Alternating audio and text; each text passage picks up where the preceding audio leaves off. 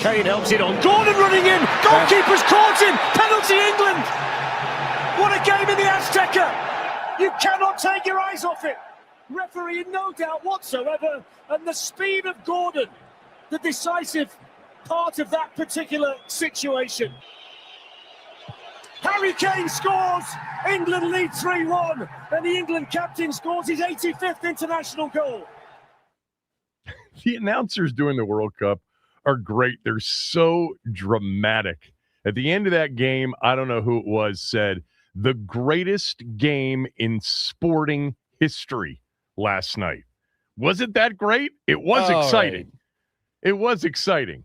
Good morning, everybody, on this Monday after July 4th weekend. Hope you stayed cool and had a nice weekend. Felt much better last night and this morning than it did last Wednesday, Thursday, Friday, Saturday. We had the hottest 4th of July max in history in the DMV. Temperatures climbing to 101 degrees, breaking the old record of 100 degrees. Yes, look, the goal scored by Mexico at the end of the first half to make it 2-1 after England got off to a 2-0 lead, that is a roar, a reaction from a crowd that really tells you how much they're into it. Do you have that goal to play? Which one? Say it again. Can you play that goal for me? Do you have it or not? Kane scores. England lead 3-1. And the England captain the one that made it 2-1. Mexico. I do not have it ready to go. I can grab it real quick. Okay. I thought I said that, try to get that one too. You'll find it. You'll play it. It was so loud when that guy scored off the corner. It got deflected out to him, and he kicked it in, and it was 2-1, and it was ball game back on. Mexico played the last, 31 minutes of that game up a man, and they still couldn't do it. That is fascinating to me, that the one-man advantage, and I guess it's the size of the field, the ability to play very defensively when you're down a man, and just how hard it is to score in that sport. But it seems like down a man hasn't worked out, or has worked out for the teams that have been down a man, including the U.S. in their last round. Speaking of the U.S., Flo Balogun's going to play tonight against Belgium. I'm sure you know the news if you're following this, and you don't even have to be following it. FIFA yesterday suspended the red card that U.S. striker Flo Balogun received in their match against Bosnia-Herzegovina in the round of 32. That means he will be available to face Belgium tonight in the round of 16 in Seattle. This is a decision that has really rocked this tournament and pissed off the rest of the world. In a statement on its website, FIFA said, by operation of Article 27 FDC, the implementation of the automatic match suspension for a USA player, Flo Balogun, is suspended for a probationary period of 1 year. ABC's reporting that President Trump made a call to FIFA after the U.S. win on what night was that? Wednesday night, Thursday night, whatever night that was, and asked the FIFA president to review Balogun's red card. They reviewed it, and they decided that they would suspend the red card, allowing him to play. That is not what the rule says. Look, I didn't think it should be a red card to begin with, but there is nothing in place, according to all these soccer people, that allows you to overturn a red card post-haste after the fact. Trump celebrated the red card reversal, posting on his social media network, quote, "Thank you to FIFA for doing what was right and reversing a great injustice," closed quote. Maybe we can get him involved in some of the bad calls our teams have taken over the years. U.S. and Belgium tonight, with a quarterfinal appearance on the line. And a statement by U.S. Soccer: we accept the decision of the disciplinary committee and are pleased that Flo Balogun is eligible to compete. The Belgian coach, Rudy Garcia, said he thought it was a joke when he first heard it, said, quote, "I didn't know that at the World Cup, the 5th of July is actually the 1st of April. It's April Fool's Day." Ha ha ha. Old Rudy Garcia. Did they get this right or did they get this wrong? 301-230-0980, 301-230-0980. We'll take calls on this here in the first hour of the show. Plenty of time to get to the Brandon Aiyuk, now incorporating his college friend Jaden Daniels into his social media shenanigans, which I just can't believe is helping him. It certainly hasn't at this point. I certainly will weigh in with some thoughts after really on the periphery following what was going on. I've gotten to the point where, I mean, it's clownish at this point. It's self-destructive, clearly. Whether they were trolling together or not, it's off-putting from a perception standpoint to the majority. And it's just not very bright. But we will get to all of that coming up on the show. Ben will join us later on in the show. We may have a surprise guest.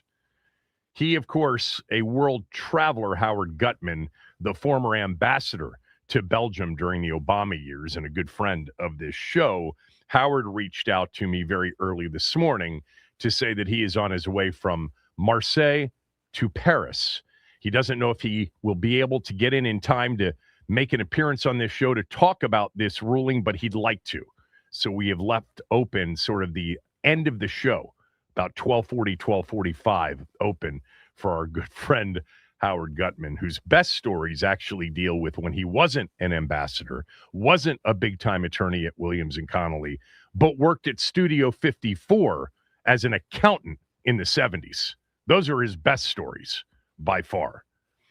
I don't understand how FIFA bent the knee in this particular situation to the host country, to the host country's president. They give him the peace prize, this is an Kevin. organization that apparently is as corrupt as any sports entity in the world. And they don't, they tell you the way things are going to happen. I think they got this wrong personally, but let me just preface it with saying, I think they got it wrong in the first place. I don't think he should have been hit with a red card. But the rule is, once the red card is issued, you have to serve a one-game suspension during international events like the World Cup. There are examples in qualifying for World Cup in different, entities around the world, UEFA and some of the others, where they have suspended the red card if somebody got a red card in the final qualifying so that they didn't miss the first game of the World Cup, but it didn't impact that competition, the one they were in. This can't be right. Is it, Max? What am I missing? Well, so they did give the president the FIFA World Peace Prize back a few months ago, if not over about a year ago, something like that. So the relationship has already well been established. But the reason that FIFA has overturned this decision is through a little thing called Article 27 of the FIFA Disciplinary Code. It permits FIFA's judicial bodies to fully or partially suspend a disciplinary measure, effectively delaying a player's ban. Now, Belgium has also been granted the right to appeal this decision, and they've taken that opportunity this morning. So there's going to be another decision, presumably later today, on whether or not Balogun's going to be allowed to play. So we'll find out more later, but this is truly unprecedented and very weird. It is unprecedented. This has never happened before. This is a first ever in the history of the World Cup, overturning a one-game suspension. So we'll see. Look, I'm glad that he's going to play. I'm glad that they did this because maybe they should have a mechanism for overturning red cards. Just like in the NBA, they have the ability to overturn flagrants or, suspensions. You can certainly appeal and see what shakes out. I will tell you that I went happiness hedge tonight. I went happiness hedge with Balogun back, most likely. Now everybody assumes the U.S. is going to win the game. So I bet Belgium plus 180, just FYI. So if the U.S. wins, I'm happy. And if Belgium wins, I win some money. That is called in betting the happiness hedge. And to me, this is like the all-time contrarian bet tonight. And you know the way all of you do, if you follow me, I'm all about if everybody's on one side, I'm going to be on the other. I'm going to be on the side that the bookmakers are going to need. And they're going to need the U.S. tonight with Belgium tonight with Balogun back. Was that very unpatriotic of me? No, it's called opportunist, which I've been accused of at times. Good morning, everybody. We will take calls on this. 301-230-0980, 301-230-0980. Simple question. Did FIFA get it right or did they get it wrong? I want to hear from a lot of those people that we heard from last week. We took a lot of soccer calls last week, had a lot of new callers, which was a lot of fun to hear from a lot of you that have been listening to the show but have never called in, but we're pleased with all of the soccer conversation that was on this show. I want to hear from people who have been following this, understand the sport. Did FIFA get it right or did they get it wrong? Hit the what do you got sounder for me.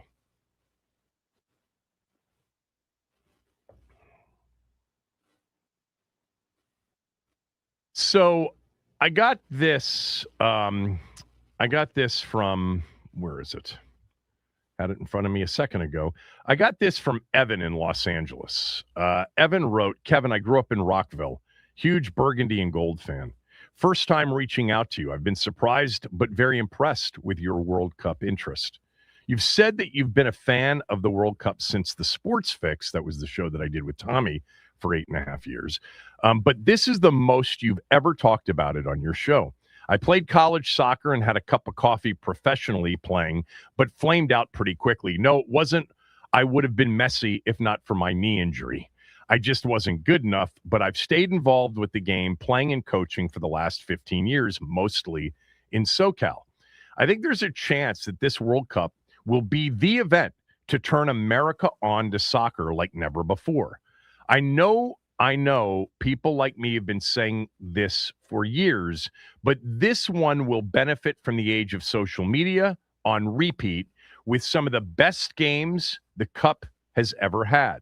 I don't think the MLS will see the uptick, but American interest of the elite European soccer will rise. Watch. And if the U.S. wins the World Cup, it'll be the game changer for real. So I think we get this a lot. Well, we do. We get this. I mean, for some of us that are old enough to remember as a child of the 70s, the NASL, the North American Soccer League, was going to be the league that basically made America a soccer country. It was going to eventually chase down football, baseball, basketball in the 70s, by the way, sports like boxing and other sports. And it was going to be the big deal. And they brought Pele over to play for the New York Cosmos and Beckenbauer for the Cosmos and Johan Cruyff for the Diplomats here in Washington. And people were, into soccer there briefly, but that league flamed out and it just never caught on. We've known the attempts over the years. The latest attempt has been a long running, I think a successful, sustained financial league in the MLS. But it's certainly, a very niche thing in this country. And a lot of people have said, during the years that it's very niche because it's not good soccer. It's not the high quality soccer that the Premier League and La Liga and Italian A and all these Bundesliga and all these other European leagues are. I don't know. I know that the MLS has gained ground. Messi plays for Miami. I will say this. I mean, I'll net it out. I don't think this will. I think I share an opinion that many hardcore, passionate American sports fans have, and that is not a big fan of soccer, but I'm a big fan of the World Cup. Now, Evan writes from Los Angeles, and he's a big soccer guy, obviously. The numbers are really good for this World Cup. They are unprecedented for our country when it comes to a soccer event. The most watched U.S. game ever was the win over Bosnia. 24.4 million viewers on average for that game. Just, as a matter of comparison, the NBA Finals averaged 21 million. Now, that's a series, not one game. And a game 7, had the Knicks and Spurs made it to a game 7, would have drawn more than 24.4 million viewers, probably would have done 30 million plus. It was a 5-game series, so you didn't have that one and done situation like the one and dones always attract the largest audiences in sports. And that's what the other night was, the game against Bosnia. 24.4 million viewers, the all-time number for a U.S. men's match. So, anecdotally, by the way, and I'll just add this, for me, I've had World Cup conversations with people that I've never had World Cup or soccer conversations with before. I've had people approach me over the last few weeks saying, I can't believe how into this you are. And then they'll agree and say, I'm into it as well. I didn't think I would be. With that said, and again, I'm speaking for myself and just projecting what will happen when this thing is over. After the Cup final, 2 weeks from yesterday in the Meadowlands, I'm pretty sure, personally, I'm not going to watch another soccer game until the next big event. Maybe the Euro. That's in 2 years, 28, right, Max? The Euro is? Yeah, I'll that'd be probably 28. watch some of that. Is it in 2028? Yeah. Yeah. That's summer. Yeah. So I've watched that periodically. When this thing is over and our football season begins in September, this is going to be a distant memory. A fond one. Like, it's been fun to watch. Now, I am getting to the point where the flopping is so egregious, and I think I've gotten to this point every single World Cup, every single soccer event. It's so bad when you see the replays and there's no contact, and some guys rolling around on the field and they're bringing out, doctors. It's just too much. And don't give me the NBA argument. Stop. I mean, it's so not even comparable. These guys with no contact are on the field for minutes, and they literally are screaming as if they got, they took a knife to the chest. It's too much for a lot of people, and I put myself into that group. But overall, I mean, last night, the game got delayed. The national anthems, God Save the King, and then the Mexican national anthem, I mean, that may be the best part of these games, is the when they walk out together and they've got a kid next to them and they go to midfield, and it's so emotional. And it's really, in many times, it's very, very moving. And the fans and the incredible intensity and passion, we love that. I mean, like, I know people who aren't the biggest, college football fans, but my God, they love to watch, an LSU crowd at night, or a Penn State whiteout game, or some of the real, true, unbelievable environments, because it just means so much to those people. I personally don't see passionate American sports fans, Evan, following the week-to-week slog of the Premier League or La Liga or the MLS. Look, I know people do. I'm not saying that people who are, I'm not seeing the hardcore NFL, NBA, NHL, MLB fan, college basketball, college football fan. I'm not seeing them jump into this if they haven't been into it before because of this World Cup. That's just me. I think this event is the Olympics.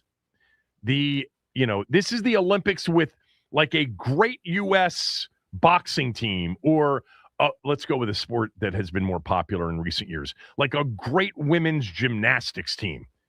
During those 2 weeks, it's like, oh my God, these women's gymnastics people are phenomenal.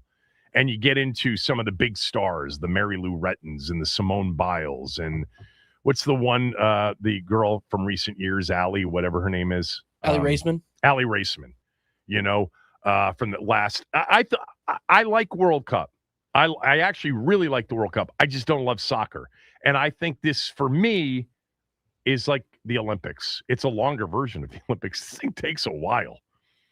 And I think, loving the World Cup or enjoying the World Cup, but not necessarily embracing the game itself, I think it's a common theme, common feeling among the traditional hardcore passionate American sports fans, not those that aren't true hardcore sports fans. I think they enjoy this and will stick longer. We'll see.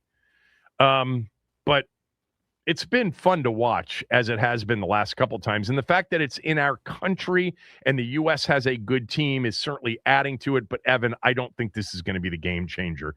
It would be interesting if the U.S. went on to win the World Cup. Like, would that be the game changer that Evan thinks it is? I still don't see it. Man, when we get to September and there's football every weekend and Monday nights and Thursday nights, this will be a distant memory for the majority, mass majority of U.S. sports fans. That's this country's true passion. All right, Belgium, USA tonight, 8 o'clock, Seattle. The game before that is this Spain-Portugal game with both the winners play each other. The U.S. will be, I was talking to somebody who really knows about this stuff over the weekend. Spain will be a sizable favorite over the U.S. Portugal probably a slight favorite over the U.S. If the U.S. can get by Belgium tonight. We'll see. All right. Did FIFA get it right or did they get it wrong? 301-230-0980. 301-230-0980. In suspending the red card to Flo Balogun, a very, very important player for the U.S.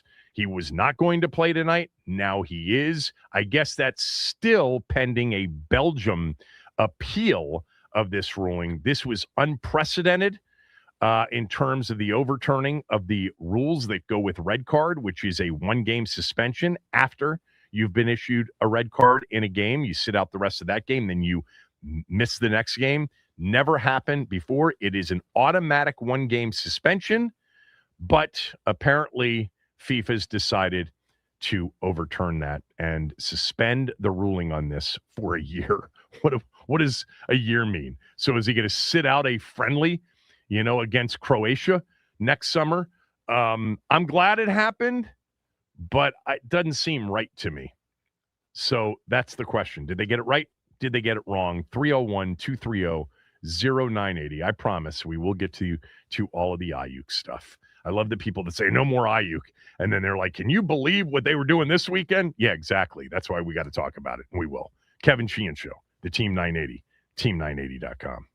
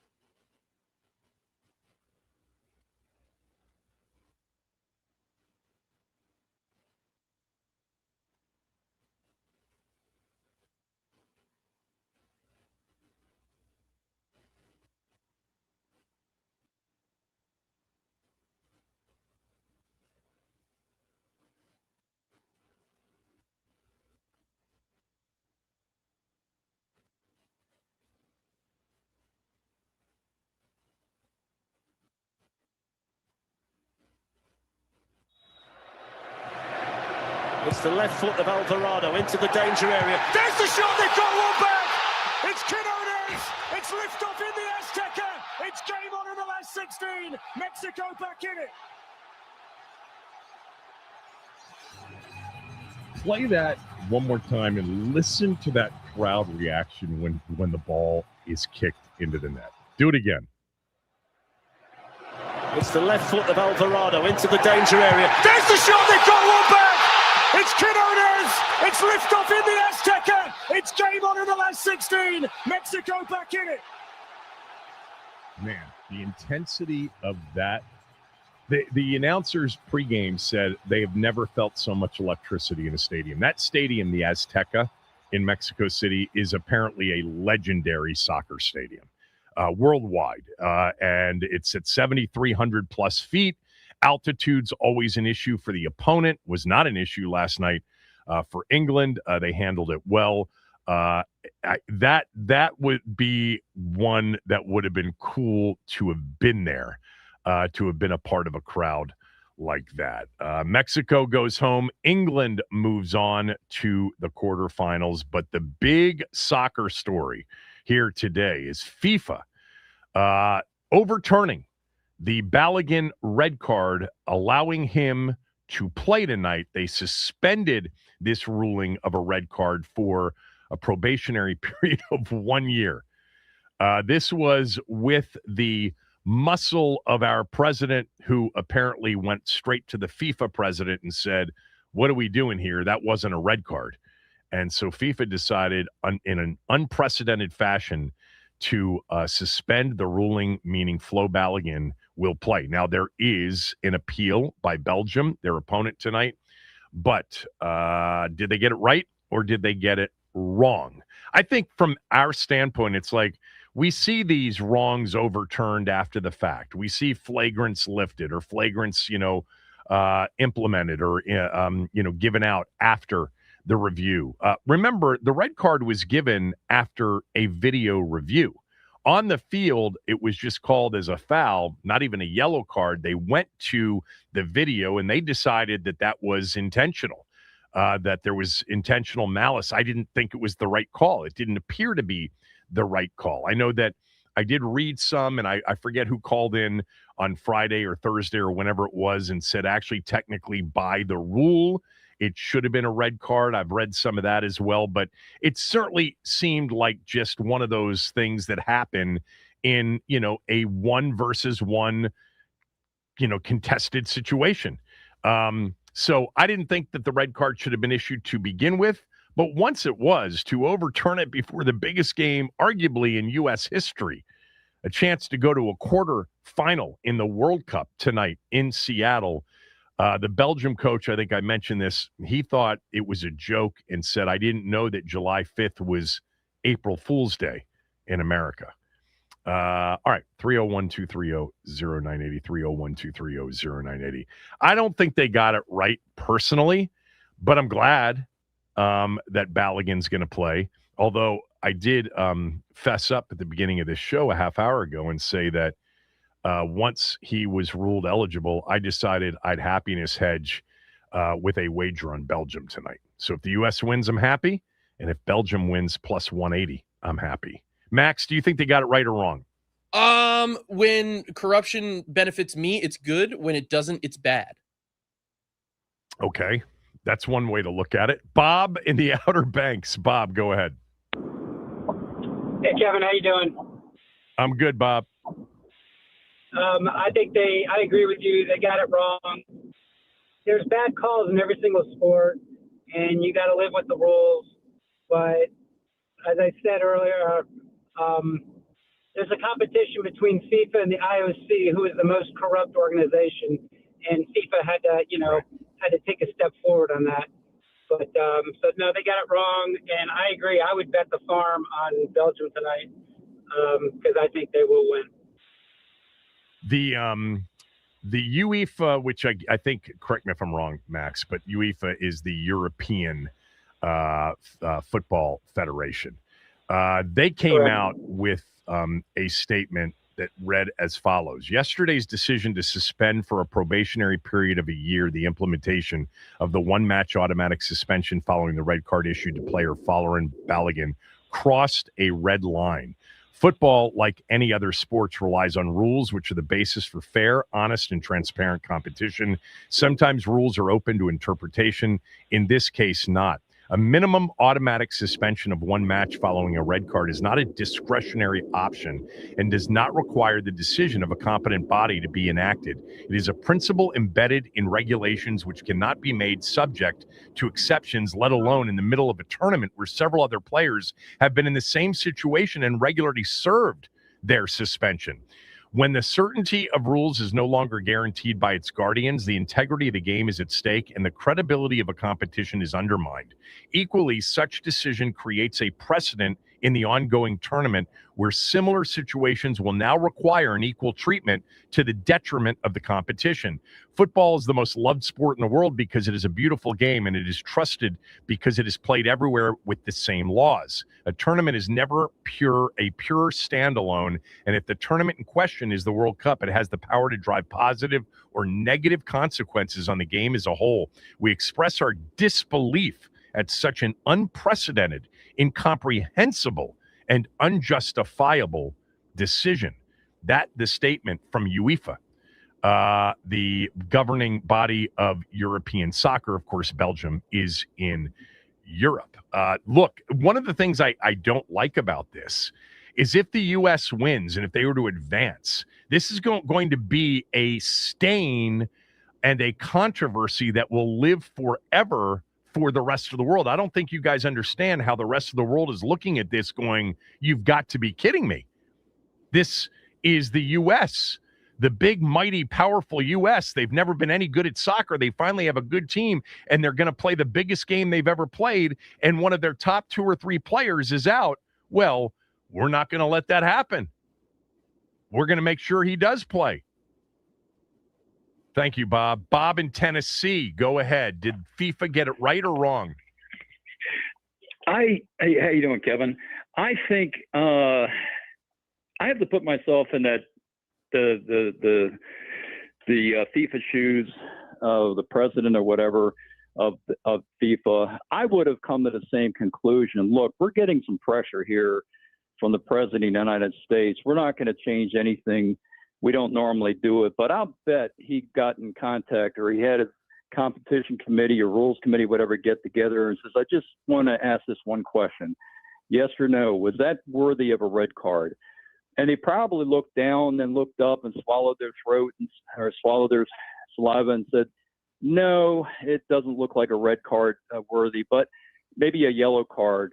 And he probably said, that's all I need to know. I'm going to go ahead and reverse the call because I had, in other words, I'm not naive enough to think that President Trump had some influence. Of course he did. I mean, who wouldn't? But I think it was mostly they just got together and came to common sense. And it is unusual. And I think I don't know if you remember this going way back in baseball, there was some controversy with the Kansas City Royals and George Brett. Well, that was shocking that they overturned it, and they probably got together, and who knows, maybe they got a call from the president too. But this is different. They don't have a mechanism for this to happen in the middle of a tournament. No, but they make up the rules as they go along. I mean, but they don't. Say that because, that's the thing is that this sport apparently in the big events doesn't. I don't have the history of this sport and this sport's biggest events, so I'm just telling you what I've read, that the entire world is completely floored by this decision. And we, I can't speak from an area of anything approaching expertise. I can just tell you what I've read. This does not seem to be, whether it was the right call or the wrong call, something that can be done after the fact. Well, it's good for us, so I'm still happy. I don't care. Thanks, Bob. Appreciate it. I am interested in what Ian has to say because Ian is a huge soccer fan. So did FIFA get it right or wrong? No, they did not get it right. And the irony of this entire thing is an anchor baby, which is the policy that the president railed against, the minute it benefits the other way, he tips the balance here. And look, I don't need to turn this into politics, but it is so off-putting because you're totally right. If you're the U.S. team, you don't even want this kind of like anchoring over you for the sports gods or the asterisks or the ridicule that you have. You have a good team. You lose a player, yes, I don't think it was the right call, but when they went to VAR, it was a clear indication of a red card. Again, we can debate the mechanism of the replay, but once they went to VAR, I think the correct call was established. But for this, it really doesn't matter if you think the correct call was doled out in the game itself. It was he got a red card, right or wrongly, and a red card requires an automatic 1-game suspension from the next game. I think that look, I'm glad he's playing tonight. I hope the U.S. wins. I hope on my happiness hedge, I'll take the U.S. win. But I think that if the U.S. wins tonight, it is going to be stained forever in the eyes of people that really follow this thing very, very closely. I mean, and if I'm the U.S. team, you have a good team. You're not dependent on this one player to do this. This is well, you told me, didn't you tell me the other day that this will be a big miss to not have him? Yes, he is a great player, but this is not the equivalent of you can't win without LeBron James or Michael Jordan. Like, he's one of 11. He's one of their 3 best forwards. But the higher level point that I'm trying to articulate is I don't like the way this has gone down. I don't like the sports karma of it. And also, if I'm the U.S., I feel like I have a good enough team to beat Belgium without Balogun. Like, I just sometimes am like, you guys can stand on your 2 feet and play this team straight up. Like, it's okay. Bad calls happen or controversial calls happen. Injuries happen. You can overcome this. And I wonder what there are statements from U.S. Soccer about this, but I wonder if there is part of U.S. Soccer that's saying, kind of wish the president, if this was the effect, just left it alone, because ultimately it just puts us under an unbelievable negative spotlight. Win or lose, but win, my God. And God forbid they went on and really did some damage in this tournament. They've already done it. Thanks, Ian, for the call. I got to get to a break. Those of you on hold, stay there. Did FIFA get it right or did they get it wrong, overturning the red card suspension of Flo Balogun? He'll play tonight against Belgium. Kevin Sheehan Show, the Team 980 and the Team980.com.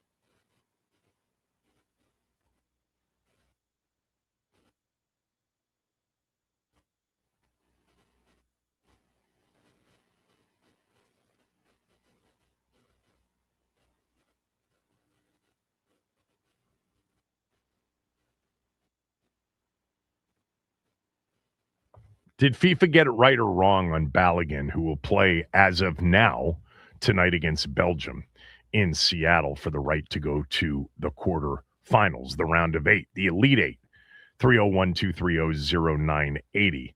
I don't think FIFA got it right here based on what I've read.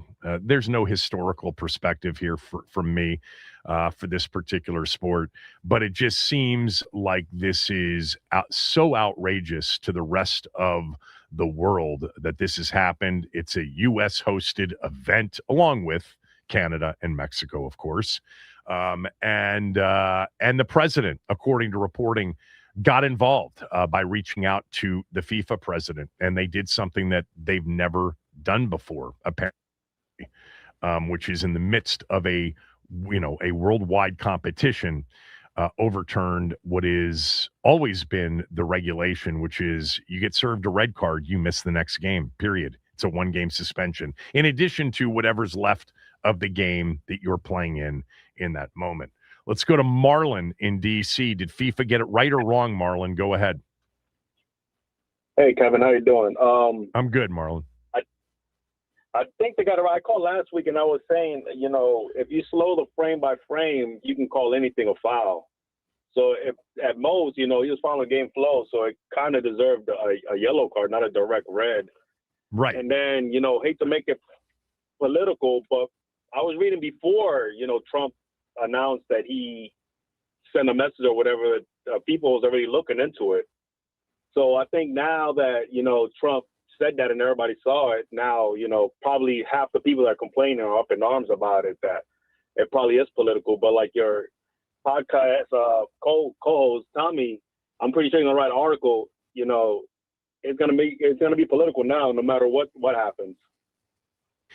Yeah, well, it's not even. I think the reaction from the rest of the world is that this was preferential treatment, and FIFA basically bent the knee to the U.S. president during a U.S. Hosted World Cup event. Whether it was a red card or yellow card can be debated until the cows come home. It's irrelevant. The red card was served during the game. Balogun missed the rest of the game. U.S. played shorthanded the rest of the game. They played with 10 players. And the rules state very clearly that there's a 1-game suspension and there's no mechanism for an appeal and an overturn. That's the part. It'd be one thing if there was in place a spot for an appeal and for a hearing and for a review on whether or not they got it right. But there isn't. This isn't the NBA. This isn't, we're going back and reviewing it and post-haste, we're calling a flagrant, or we're not calling a flagrant, or we're lifting a suspension, or we're initiating a suspension. That's the point, is that, like, the UEFA statement, where they, what's the part of it? Football's the most, a tournament is never a pure standalone, and if the tournament in question is the World Cup, it has the power to drive positive or negative consequences. We express our disbelief at such an unprecedented. Actually, when the certainty of rules is no longer guaranteed by its guardians, the integrity of the game is at stake, and the credibility of the competition is undermined. And this is what the rest of the world is saying. There's no mechanism in place. This is a first. Now, I did read early this morning that there have been red card suspensions lifted or pushed off in qualifying when the next game is your first game of a World Cup. In the qualifier. I'm sorry? Cristiano Ronaldo got a red card in the last qualifier game, and he has not been suspended. Right. Every game after that. But it's never happened in the midst of a tournament. Yes, I did read where qualifying, they've lifted it so that the player in question didn't miss a World Cup game, which is a completely different event. I guess you could say the qualifying in these, regions of the world is part of the World Cup. It's not a bad argument, I guess, thinking about it, but it's never happened in the midst of a competition that has a start and an end date like this one does. Thank you, Marlon. Let's go to Mike in Bowie. Did FIFA get it right or did they get it wrong, Mike? I think they got it right.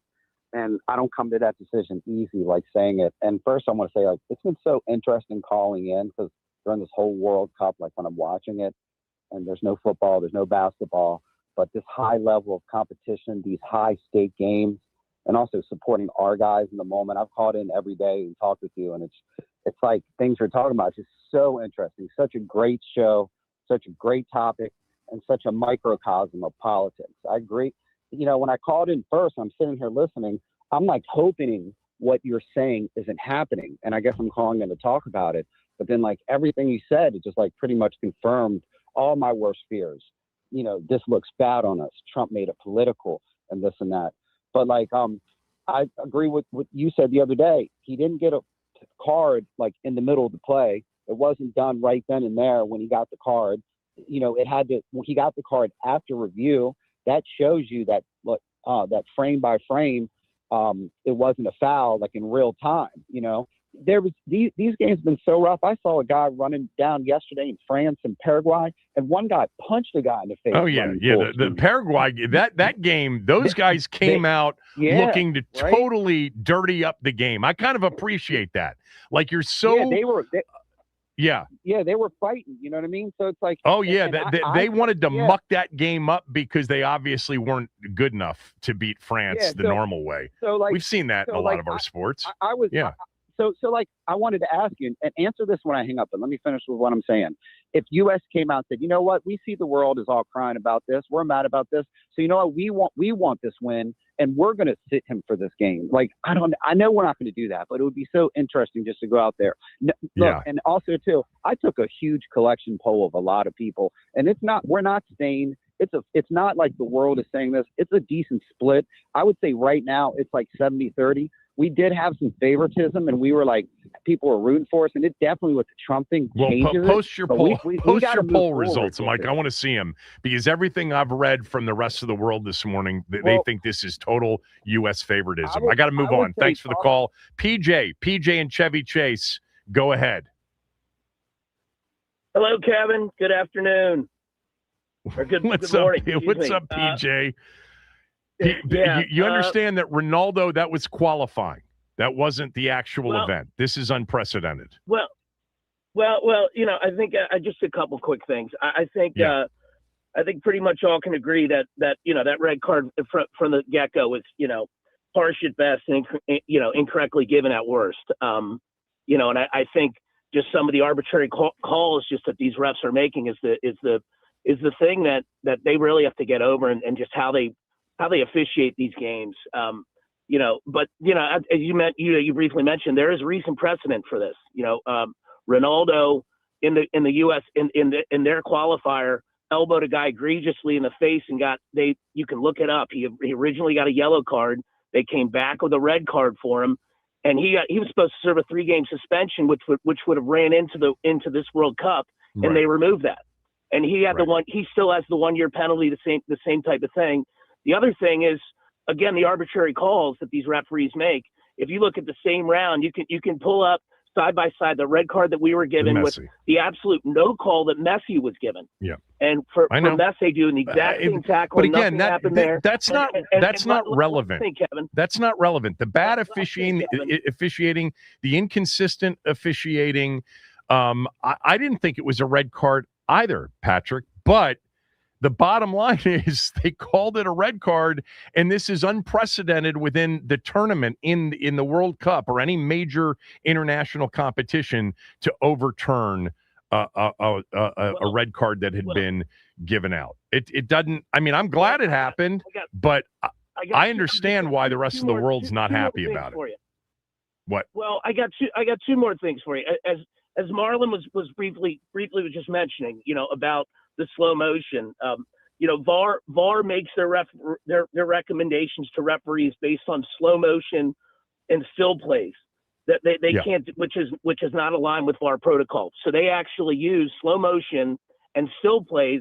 They're not supposed to do that on point of contact purposes in red card tackle situations. If they want to do that for an elbow or something like that, they can do that. But they're not supposed to be looking at that and giving their opinion based back on slow motion based on the VAR review. All right, but where is the mechanism for FIFA to come in afterwards and say that the red card review via VAR was adjudicated, wrongly, and therefore we're overturning the suspension? There isn't that mechanism in place. That's the point. They did the same. They did the same thing from Ronaldo and let him play in the I know, World but Cup. that's a qualifying event. That's not within the same competition. It's still governed by the same. The red cards still mean international play. You have to sit out those games. Your suspension's not just lifted because it wasn't in the World Cup. Okay. If we had done something in that, and then I'll leave you with this. It just sucks that it's become political. I mean, at the end of the day, because let's just imagine if, and it just sucks that that now it's Trump's involved, and whether you like him or hate him or whatever it is, it's just now he's involved, and so now people are digging in those corners, which sucks. Because just imagine in 1960 when we absolutely got hosed, and if JFK did make a call, how much Trump had an impact on this. Hold on. You're going back to 1960. Are you talking about the Kennedy Nixon election, or are you talking about a FIFA event? Just let me finish, Kevin. When we got I don't know what you're talking about. U.S. basketball. Well, just real quick, in the 1960 Olympic game, when we got hosed by Russia on that phantom. That's 72, not 1960. That's 1972. JFK made a call. Whatever. Okay, excuse me. In Munich, would everybody be up in arms about that? No, it would have been like, all right, they made the right call. I don't know what the Olympic rules are. I don't know if the mechanism was there, but it was 72. It was Munich, and they got 3 chances to win the game, and the U.S. didn't even accept their silver medals in that particular Olympic. By the way, can you name the Maryland player that played on that team? Collins played on that team. Doug Collins played, but I said the Maryland player. The guy, the big tall guy. Tom McMillan. Who was the congressman. Yeah, Tom McMillan. Nice talking to you, Kevin. Love the show. Right. Thank you, PJ, from Chevy Chase. All right. We'll stay on hold. If you the phone lines are filled up. So we'll do this a little bit more. Then we'll get to the football stuff with Aiyuk and Jaden getting involved over the weekend. 301-230-0980. Did FIFA get it right or did they get it wrong? Kevin Sheehan Show, the Team 980 and the team980.com.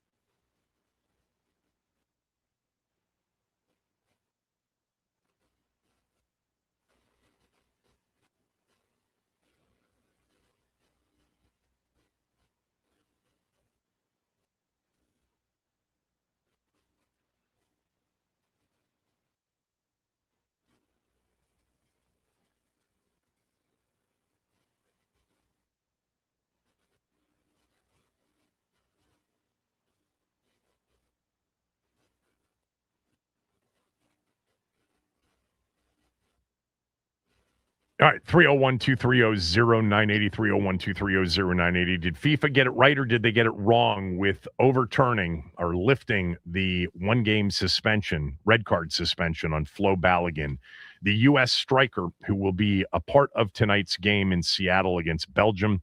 8 o'clock kickoff for that. Do they call it kickoff? 8 o'clock start time for that game, and he is back. He's a critical player for the U.S., one of their top 2 or 3 players. The U.S.'s chances to beat Belgium were thought to be less without him, but he will play. If you don't know the background of this, President Trump, according to ABC News and other reports, got involved by reaching out to FIFA president and said, to review this, check it, see if it was really a legitimate red card, and they've overturned that. There is no mechanism in the midst of a tournament to overturn it. It's never happened in the midst of an international competition. The Ronaldo example is a fair example because qualifying for the World Cup technically makes it a part of the overall World Cup, but he was suspended for 3 games for an egregious elbow, but they overturned that to allow him to play in the World Cup. But it didn't happen during the World Cup.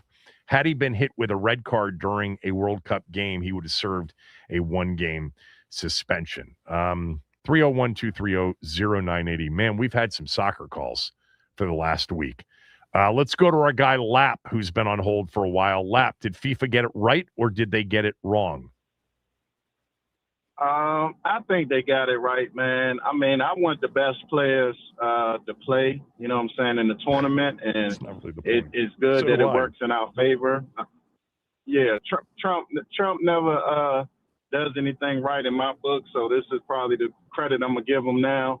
And like you said, Kevin, he needs to help some of our other local teams out and use his influence, man, for sure. But I want to see the best of the best. There's nothing really going on around this time, Kevin, so soccer is well, yeah, I mean, great. that's a fine way to look at it because we're not really wrapped up into the, how unprecedented this is and how everybody else feels. Yeah. We're just kind of enjoying for grins and giggles this kind of cool event. But you're not a soccer guy. I'm not a soccer guy. But really, none of that is relevant in terms of this discussion.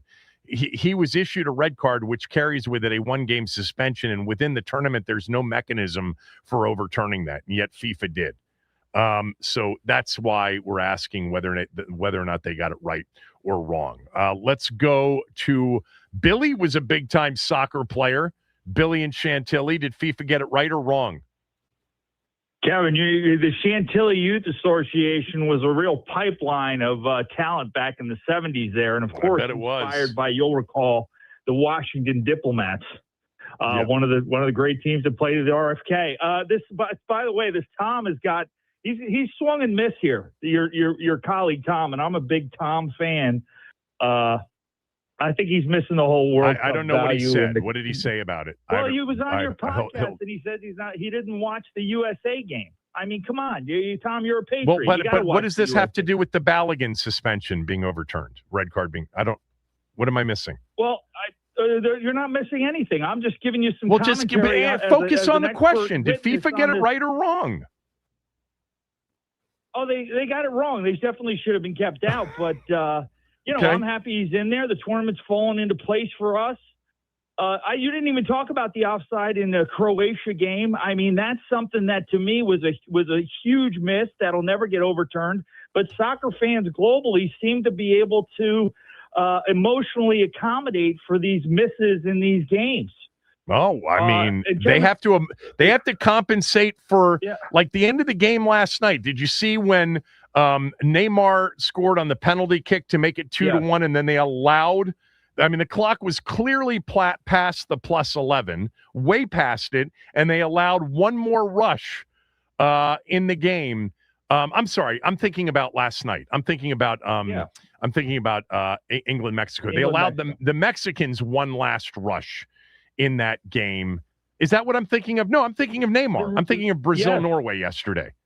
And they just, how about that? That's, I'm going to tell you right now, that's the part I just don't understand. I'm not knocking that they accept it and they roll with it and it's just the way it is. But as an American sports fan, where we measure things in tenths of seconds, I just can't imagine being Norway yesterday, seeing that penalty kick go in. You're well past the stoppage time overage, and they allow Brazil one more opportunity. Just for the Kevin, it's so game. Random. It's so random. Enjoy the beautiful game. The referee is keeping time on his wrist. You don't need to know. Just enjoy the not game. Very well. Listen, they don't keep it very well out there. Kevin, Men in Blazers. It's an English broadcast. I know those guys. I'd like to see you and Scott, Kevin and Scott, do Guys in Glasses and just do a soccer podcast. I think this would be a great addition. I don't know what kind of audience that would attract. Not a very. The conversation would not be very sophisticated. Those guys are great though. They're entertainers. I wonder what they think about this. Have you listened to them? No, I'm not that big of a fan, but I do love the World Cup. Kelsey odds, we're the favorite now. This tournament's falling our way. We got a chance. Well, we're not the favorite to win the tournament. We're not the favorite to win the tournament. We got a chance. Maybe. I don't know anything, but they're not the favorite to win the tournament. The favorite is still France by a long shot, right, Max? France is still a big time favorite. France far and away, yeah, and I think Spain's a close second. Along I with thought Argentina was second. No, Spain, France, Argentina, England are the top four.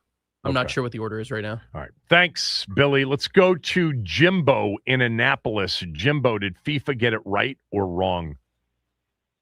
They got it wrong, but I'd like to point out, Kevin, in your wildest dreams, did you ever think you'd take the first 4 segments of a show and talk soccer? No. It's pretty amazing, isn't it? No, but you know what? Like, a little bit inside inside the sausage making factory, like when anytime, you kind of sense like yourself that you're into something, more times than not, other people are into it too. And this is novelty for us. And by the way, Jimbo, let's face it, there's nothing else going on right now. Nothing. Amen to that. Yeah, this could not happen in September or October, obviously. But go ahead. Did FIFA get it right or wrong? They got it wrong. My first impression was maybe this would be the president just kind of trying to insert himself, like the DC Stadium thing, like implying it wouldn't get built unless he, So that was kind of my initial impression, and I'd like to wait a little bit to find out a little bit more about this. But, obviously, through the years, how many world leaders have picked up the phone and called the head of FIFA about a call, a red card, a penalty, whether this referee should ever ref another match again? For one of the most corrupt sporting organizations of all time, you could never give the appearance that you are kowtowing or bending the knee to a world leader as an independent sporting organization. Yeah. This is like the Rams-Saints game. Yeah. One of the most egregious calls, right? And then can you imagine if the president of the United States called Roger Goodell and said, you need to change that call? Of course. Yeah, we got to put him back out onto the field on Monday morning to finish this thing. We got to let him have a chance to kick the field goal. Like, you can't, no matter how you feel about the call, you can't have this if this is true. Like, you basically have compromised the integrity of the entire tournament. And you already have one of the most corrupt sporting organizations, probably the most corrupt sporting organization in the world. And of course, the rest of the world's up in arms about this. You can't do this. You can't put the tooth back in the toothpaste. They have 2 VAR. Well, you can if there's a mechanism for doing so, but there isn't. Yeah, right. That's the point. You're right, and you're exactly right about that. Yes, sir. Because you've got 2 referees up there watching the video, the referees down there on the field watching the screen, and they come to a decision. Right or wrong, they come to a decision, just like this Saints-Rams game. Yeah. All right, thanks. I just don't feel like, you are really, now you have opened up this Pandora's box. Well, you're going to have here's the bottom line, is that if the U.S. wins tonight, this is going to be a very controversial win forever for the people that really follow this sport, which is the rest of the world. They'll never forget the time that the U.S. was a co-host of the World Cup, and they got one of their best players, red cards, overturned so that he could play in a round of 16 game to get to the quarterfinals. Thank you, Jimbo. Appreciate the call. Mike in Falls Church, go ahead. Hey, Kevin. First off, to answer your question, FIFA's gotten it wrong every step of the way, from the use of slow motion to put that red card on Balogun. to looking at this and rescinding it. The reason I called in, though, was just an ESPN writer, Jeff Carlisle, wrote yesterday that there is a precedent for this. In 1962, a Brazilian player, Garrincha, received a red card in the semifinal of the 1962 World Cup. And after some political pressure, he was granted permission to play in the finals against Chile. I don't really know the circumstances of the foul or anything like that. It doesn't matter, right? It doesn't matter. Yeah. Yeah. If there is precedent for this, there's precedent for it. I did not see that story. Yeah, it was kind of like an add-on to the story that a couple of your other callers mentioned. It was in the last few lines. In the story about Cristiano Ronaldo and the others who had their red card suspensions either suspended or kind of put away in the qualifiers leading up to the tournament. It was kind of like a last sentence or two add on to that. But yeah, he referenced an incident in 1962 with the Brazilian player, and he also didn't mention which ruling body within FIFA came to that decision or anything like that. So yeah, I don't know what the rules were back then. But that's still interesting that there's some precedent, unless the rules were different in 62, and that there was some sort of an ability for them to overturn it. I'm looking at the Wikipedia page for the 62 FIFA World Cup. They said the tournament was marred by violence between players, a toxic atmosphere. This was a World Cup held in Chile, but I'm not seeing the tournament saw a record 6 red cards. Is that right? 6 sendings off. I don't know.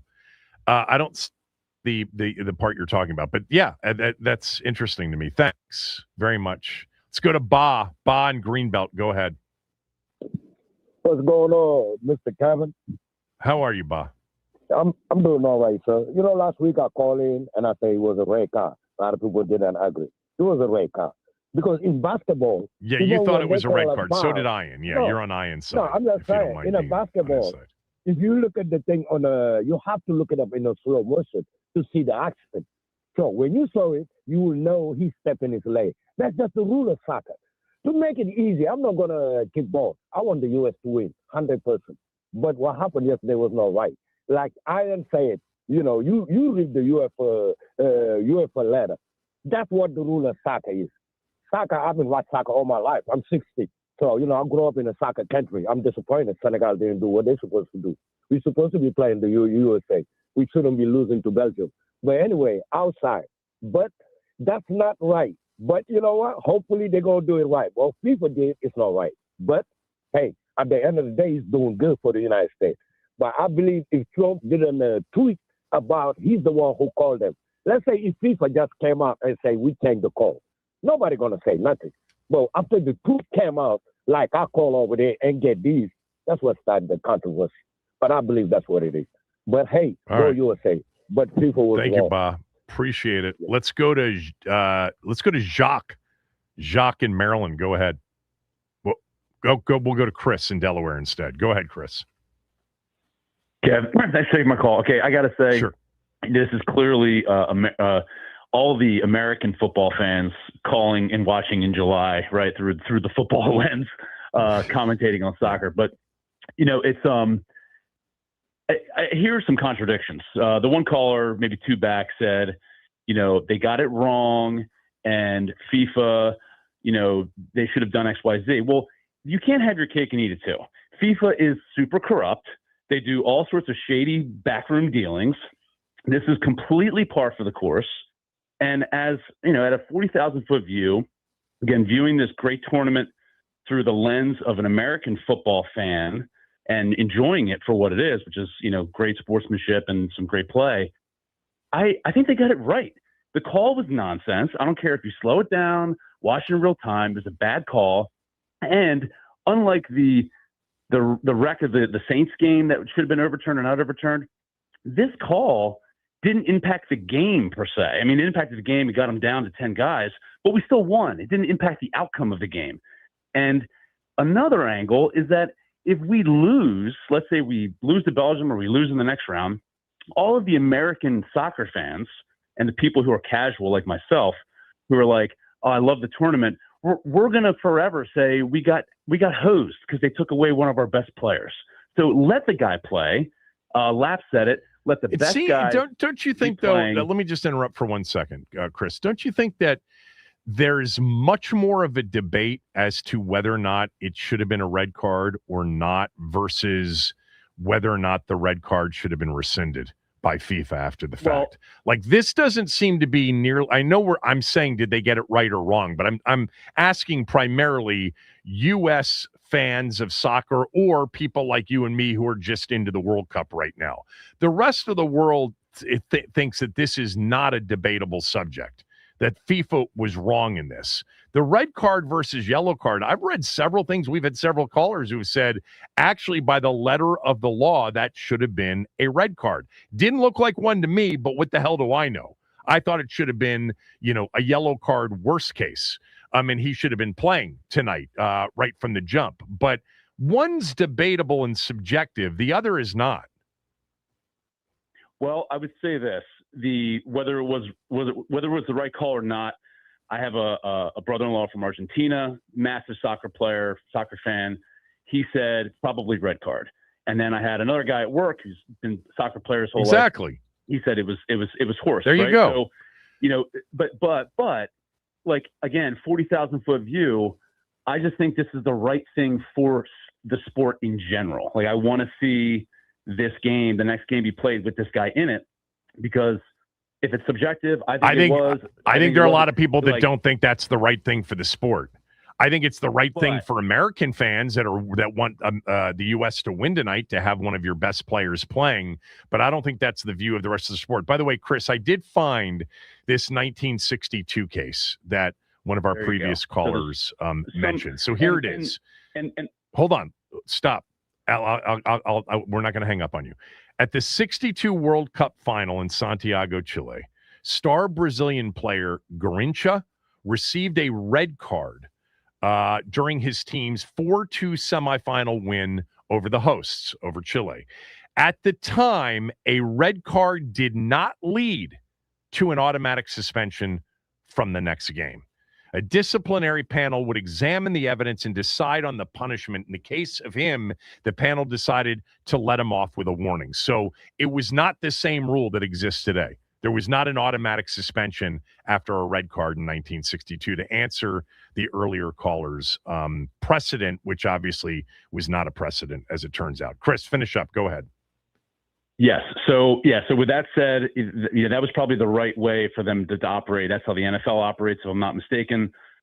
Guy gets thrown out of a game, then it's determined after the fact whether there'll be a suspension, right? So that, again, just on his face. But the elephant in the room is this.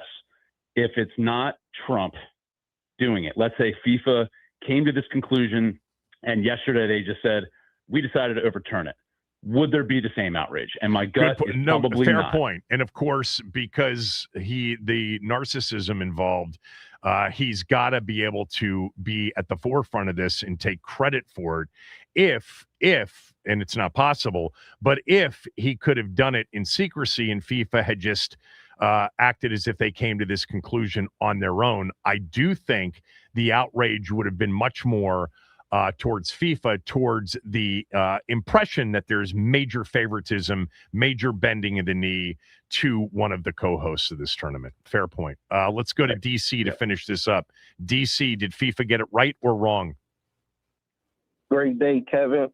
What's up, truly DC? believe FIFA, nothing much, brother. I truly believe FIFA got it right, and you're a big proponent of body language. After that red card was given to Flo Balogun, Bosnia even came over and was like, man, that wasn't a red card. They were consoling him because they know the magnitude of the red card. Now, you also have the president, which interjected, and everybody has an opinion about it. And I believe that has brought more attention to FIBA World Cup. I've watched, not because of that, but I've watched a couple games. The Cape Verde game was excellent, but I think even more of the world is going to watch because of the lightning rod the president is, and they're going to be rooting. More people like to root against whatever the villain or whatever you want to call it. So I think more people are going to be tuned in, and that didn't not only help the U.S., but it helped FIFA World Cup.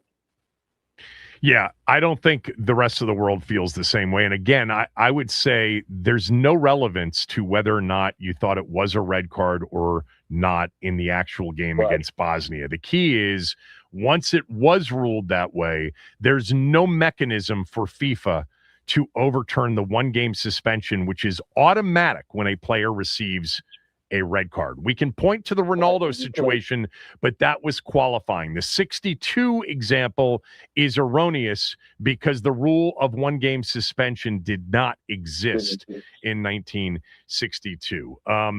I think this was the wrong decision. I also feel for thanks, DC, for the call. Appreciate it. I also feel for the way the U.S. team and what if they are to win tonight, how that win will be perceived, because they've been excellent in this tournament, and it's going to look like co-host nation favoritism by FIFA and a bit of sort of bending the knee to the president of the United States. The perception is often, close to reality in the minds of many, and I think that's what will live on.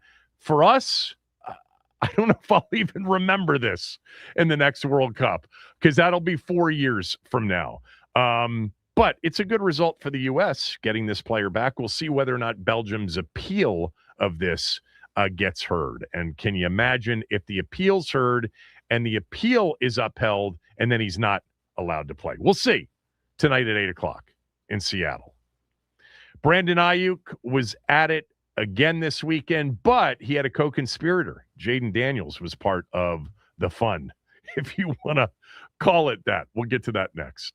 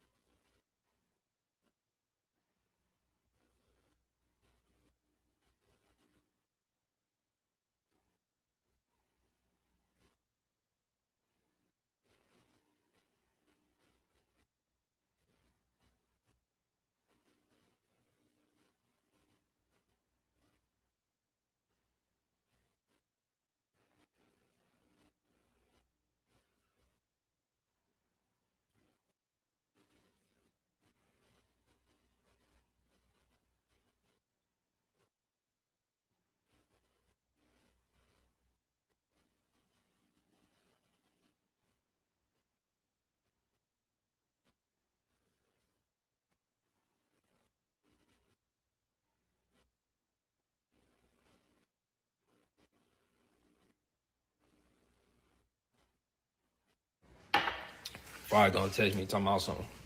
You on my team now. You follow my rules.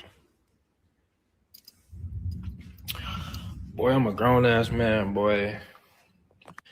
You gonna have to start running behind your mama, and I might believe what you talking about. But until then,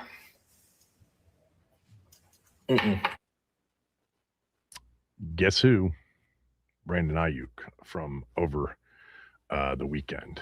I wanted to read this to kind of kick off this segment because this one was just a bit off, but he wasn't the only one that wrote something similar to me over the last week or so. Perry wrote the following: I've been a listener forever, but I've never called or written until now. You're ahead of your skis on Aiyuk. He's never been in any real trouble, and his 49ers teammates liked him. These videos haven't hurt anyone, and yet you're comparing him to real NFL bad guys. That's not happened. Hopefully Adam Peters sees it the same way.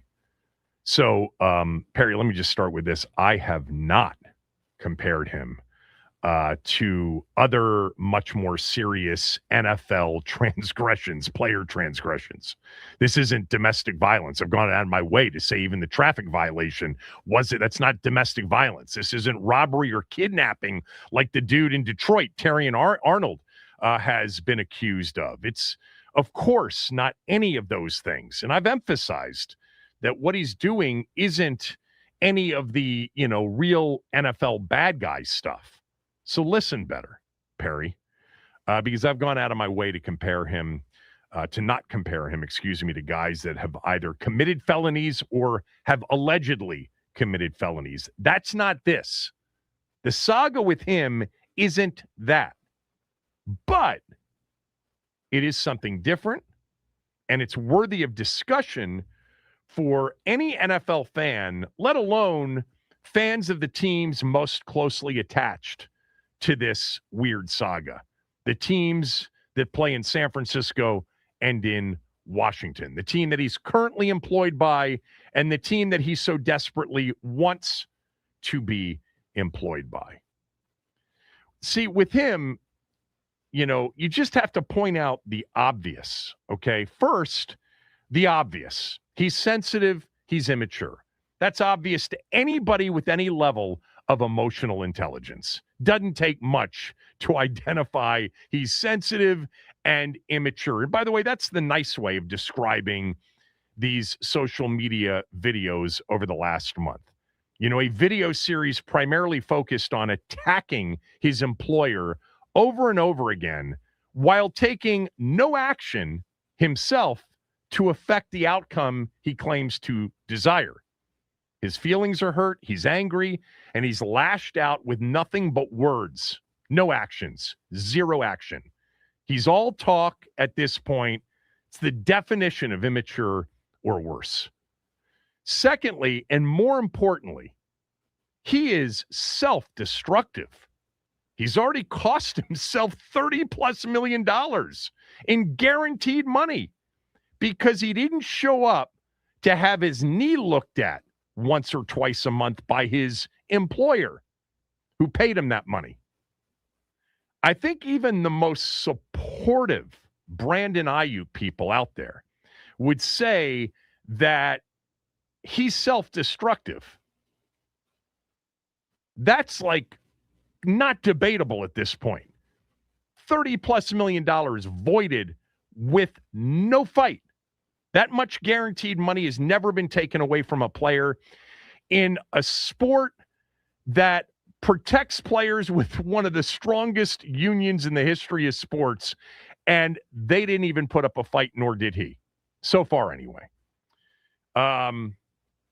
He videotaped himself breaking the law and posted it on social media.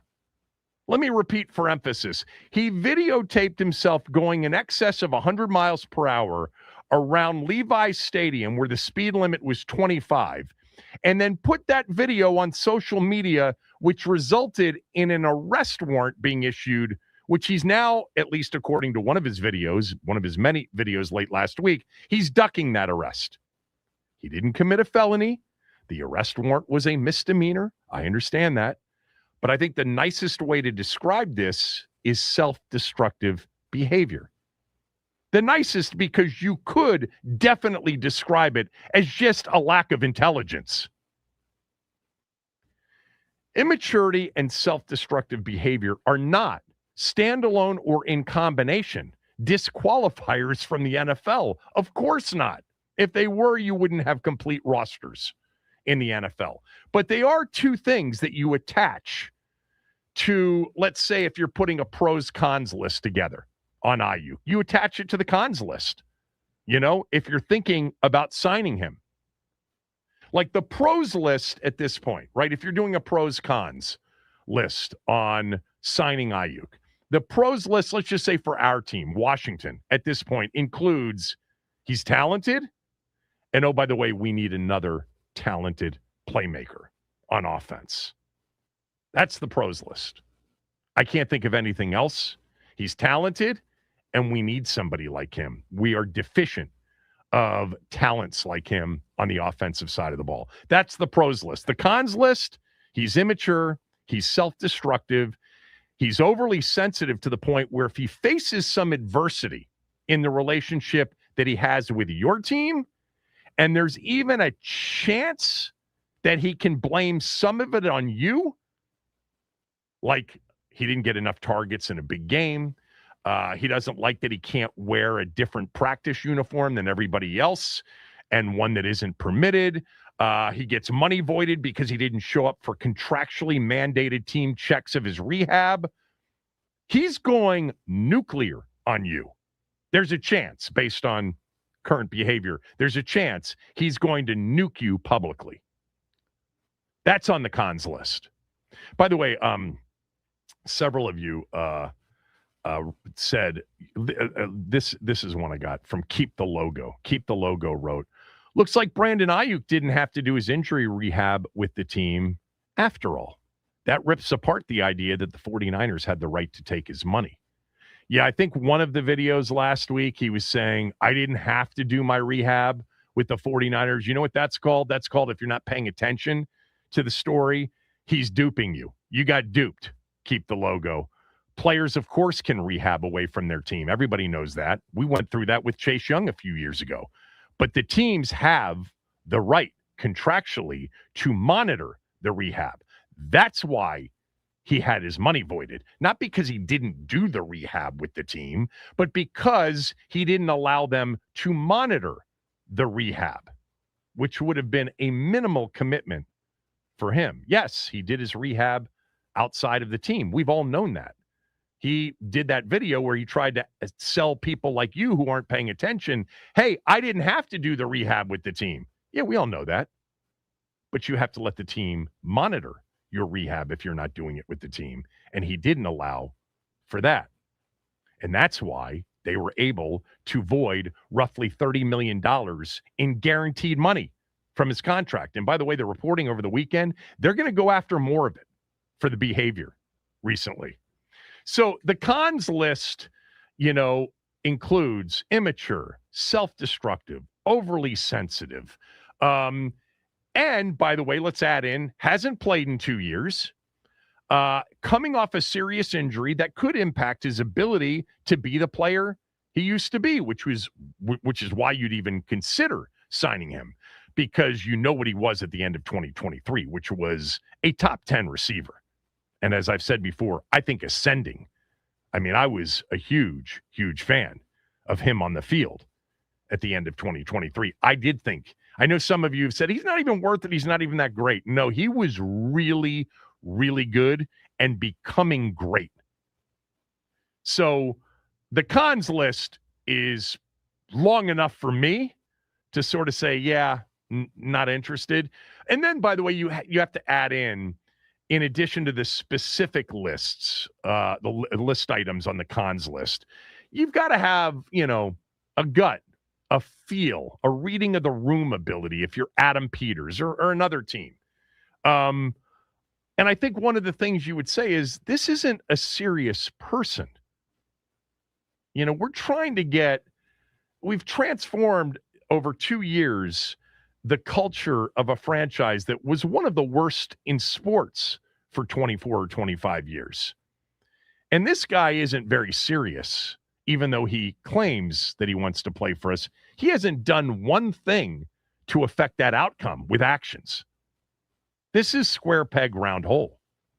Like, he's just not your gut, the emotional part of it. You got your pros, talented, we need another receiver. You got your cons. This guy is immature. He's self-destructive. He's overly sensitive. He's unprofessional. He hasn't played in 2 years. He's coming off a serious injury, which may impact his ability to be the player he was at the end of 2023. And, oh, by the way, let's just, cut to the chase here. This is not a serious person. And we want people who actually are going to be a part of the culture that we're creating. And it looks and feels like square peg, round hole. My guess is that they don't mess with him if and when he becomes available. I could be wrong, and they might be desperate enough for his ability and talent on this particular offense that they kick the tires and bring him in to make sure he's fit physically and mentally. But my guess at this point, and there's a long way to go between now and whenever he does become available, is that they're going to leave him alone.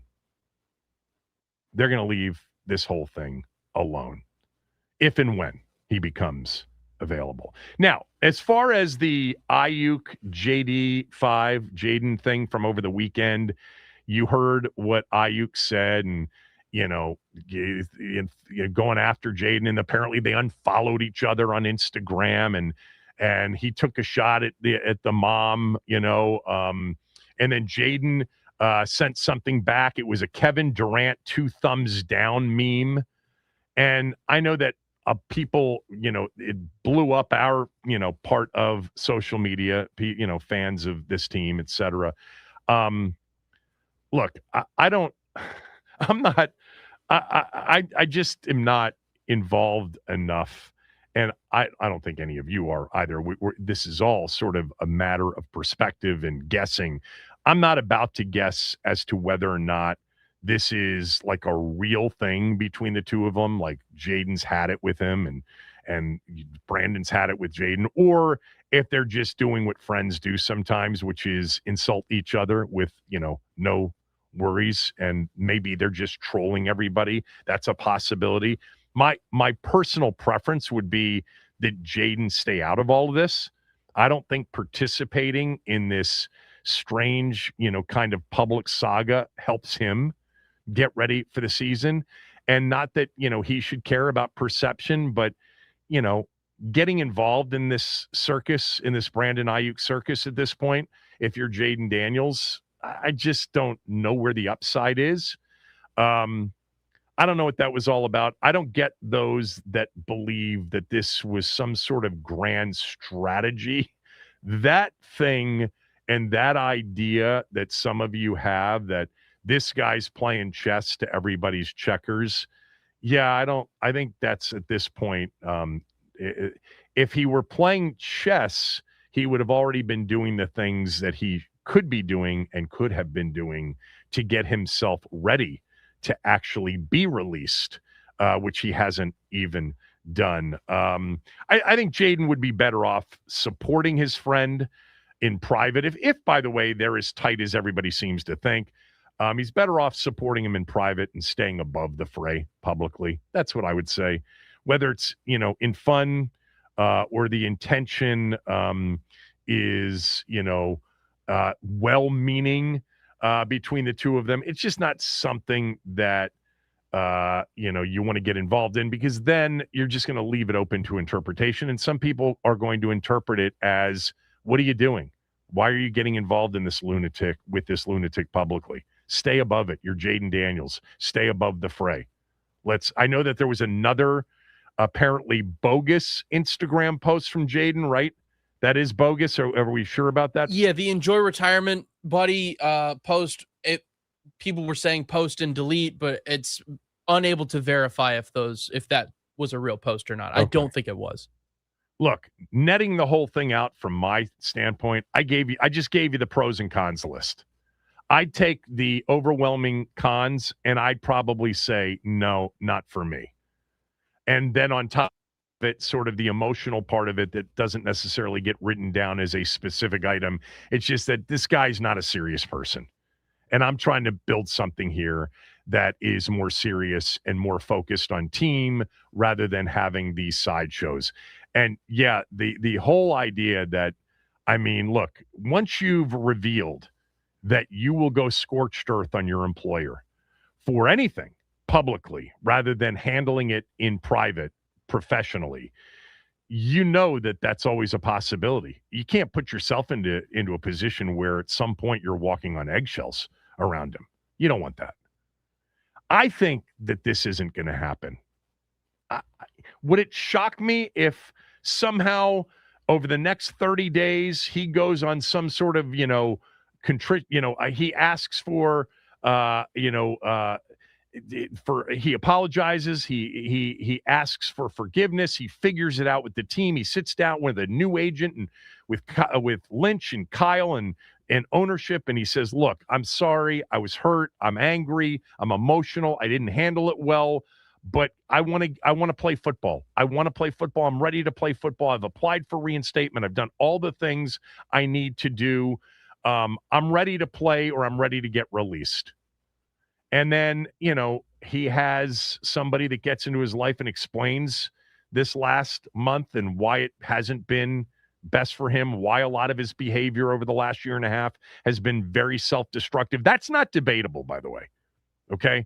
For those of you that think he's playing some grand, strategy of chess versus checkers, he's been self-destructive.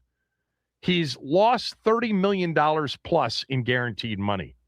He posted a video of himself on the internet, on social media, breaking the law, which resulted in an arrest warrant for him. He's publicly stated that he's ducking that arrest. He has literally gone scorched earth on his employer, calling them weirdos and creepy predators. He's self-destructive. You can't argue that. That part can't be argued at this point, even if you're supportive of Aiyuk. Do you want somebody who has been this self-destructive in your locker room that you've turned around in 2 years? 301-230-0980, 301-230-0980. We'll take a couple of calls on this. The Jaden angle is an angle that I'd love to hear from you on. I personally just prefer he stay above the fray and not be involved in this three-ring show. But whether they're serious and not friends anymore or whether they were trolling, it's just not for him. He's a quarterback. He is mature. He is seemingly a guy that has the ability to stay above all that. I'd prefer that he do that. 301-230-0980. Kevin Sheehan Show, the Team 980 and the team980.com.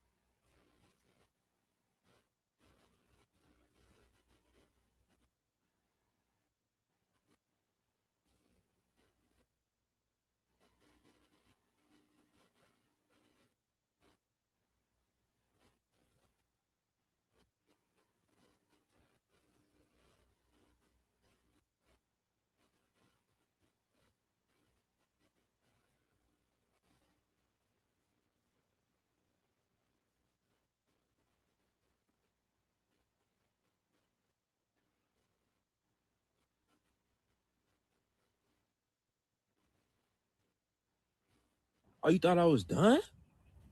Man, get your ass up. Come here. All right. Latest thoughts on Brandon Aiyuk, active with Jaden Daniels on social media over the weekend. Jason and Laurel, go ahead. Jason, you're on. Go. Taking the call. Jason? Yeah, I got you now, Yeah, Jason. all right. Yeah, thanks for taking the call. Hey, sure. I can't believe this has gone as far as it's gone with BA. I don't want him on this team, and I'll be honest with you, I don't want him on this team because I think this team's most important asset is its quarterback, and I think this guy might be bad for our quarterback just because I don't think you can really count on anything he might say or do. And Jaden has been public where they have a relationship, so why bring this crazy bag of whatever it is into your locker room? But I don't understand how you could have a signing press conference because everything that Adam Peters tells us makes a commander. This guy is not any of those things. So are we going to just throw all that out? I just don't understand. I'll listen to your comments. Thank you for taking my call. Yeah, I mean, look, time, there's a lot of time between now and training camp. There's a lot of time potentially between Brandon Aiyuk applying for reinstatement, which he hasn't done, at least according to the reporting out there, getting released, becoming available. We probably are a month to 2 or 3 months away from any sort of opportunity for even Washington to legitimately, without tampering, sit down and find out whether or not this guy is worthy of signing.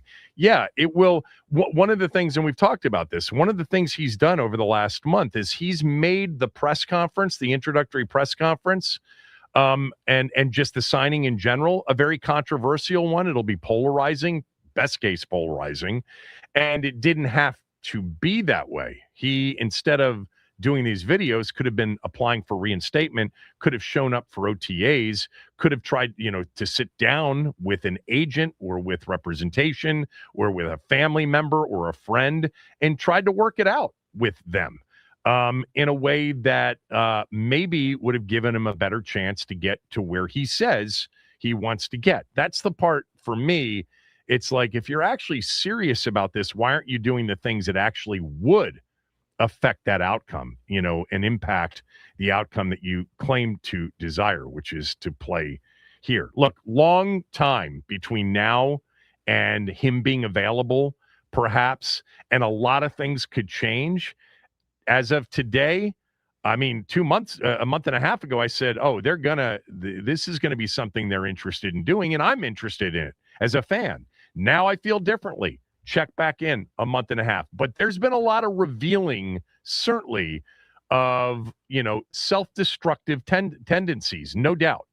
And that is something that you can't change at this point. That's not debatable. There's a lot to this that is subjective. It's a matter of perspective. It's debatable. Him being self-destructive is not debatable at this point. Steve in Houston. What's up, Thug? Hey, what's up, you goon? It's been a minute, man. Good to hear from you, bro. Yeah, you too, Steve. As always. Dude, you got to kick the tires on this one, man. And like you said, you keep repeating the words. The statement is too self-destructive, and I know most of us were sitting there with our heads, scratching our heads like, is there no one in his corner, whether a business associate, a business partner, fiance, wife, I don't know his status, close friend of hers, college teammates, alumni, classmates, someone, dude, and I'm sure, and I forget his total point against the 49ers. I believe that he believes that they're took advantage of him and not giving him money or something like that. I'm probably a little inaccurate on that. Well, I don't know. The gripes have really covered the gamut, right? I mean, John Lynch driving to his house, his agent sharing the same agent with John Lynch. Then he's like, I didn't have to rehab. We know that. Tell us something we don't know. I mean, look, one of the clear-cut tells on this is that people, whether media-wise, former player-wise, former personal coach-wise, the majority of those people that are much closer to the situation are not supportive of him. I saw this that Dante Whitner said the other day. He said, when Aiyuk said he didn't care about how much money he lost to be able to get away from the 49ers, he thought that he was in the clear. He thought they couldn't get anything else from him. And guess what? Boy, was he wrong. His mouth wrote a check that his ass cannot cash. He doesn't have that 13 to 18 million with the way that he's been spending and the way that he's been splurging. I don't know anything about that. This is the first I've heard. This is Dante Whitner, former 49er, does a podcast. He said, I think the 49ers should do everything they can to recoup every dollar that they can get back from him. And if he doesn't have the money, guess where it comes from? His future contracts. He doesn't have a lot of people that are much more closer to this than we are. He doesn't have a lot of those people in his corner. I think that's and I think interesting. TJ Husmanzada said, I mean, all of these people who've been close to him, I think Herm Edwards' comments was like, that's a wild card. He's a wildcat. You don't know what you're going to get. Husmanzada said if Adam Peters signs him, he should be fired on the spot. This was his former personal coach and guru. See? Yeah, I mean, at this point for the team, I'd put my focus on, what's my guy from LSU, number 7 at Jacksonville? Brian Thomas. Brian Thomas. If he's even up for trade, I know there was a little smoke around that a couple of months ago, but I would shift gears there, or maybe Stephon Diggs. Talk to you, Kevin. Talk to you. All right, we got to roll. Sorry, I see some of you on hold. Ben's up next. Talk to him about this. We can come back to this next hour. Kevin Sheehan Show, the Team 980 and the Team980.com.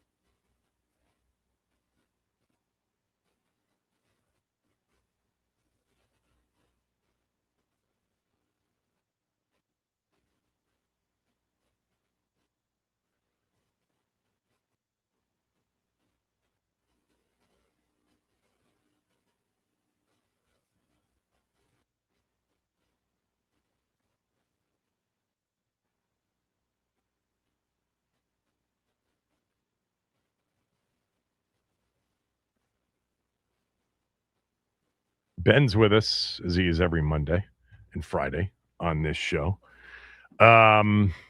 Didn't really talk to you over the weekend. I'm getting a little bit tired by all of it, but there was a new wrinkle, I guess, which was Jaden Daniels participating via social media with Brandon Aiyuk over the weekend. I've already kind of summed up how I feel about the whole thing. What about you? In terms of today, subject to change, of course. Yeah, by the way, I don't know if you just saw, there's a little bit of breaking news here. They just added a cornerback. Yep, Russell Douglas. I was going to get to that with you here in a moment. Yep. Just making sure. Yep. Look, I don't know. I'm too old to understand half the conversation that take place on social media, and I don't know what is real anymore. But it appears that these two guys, that Brandon Aiyuk didn't love Jaden Daniels laughing when some 49ers fan, shouted expletives at him regarding Brandon Aiyuk. And then Aiyuk says something, Jaden responds back with this Kevin Durant picture, which we're to infer with the thumbs down, which is to infer being upset. They've unfollowed each other on Instagram.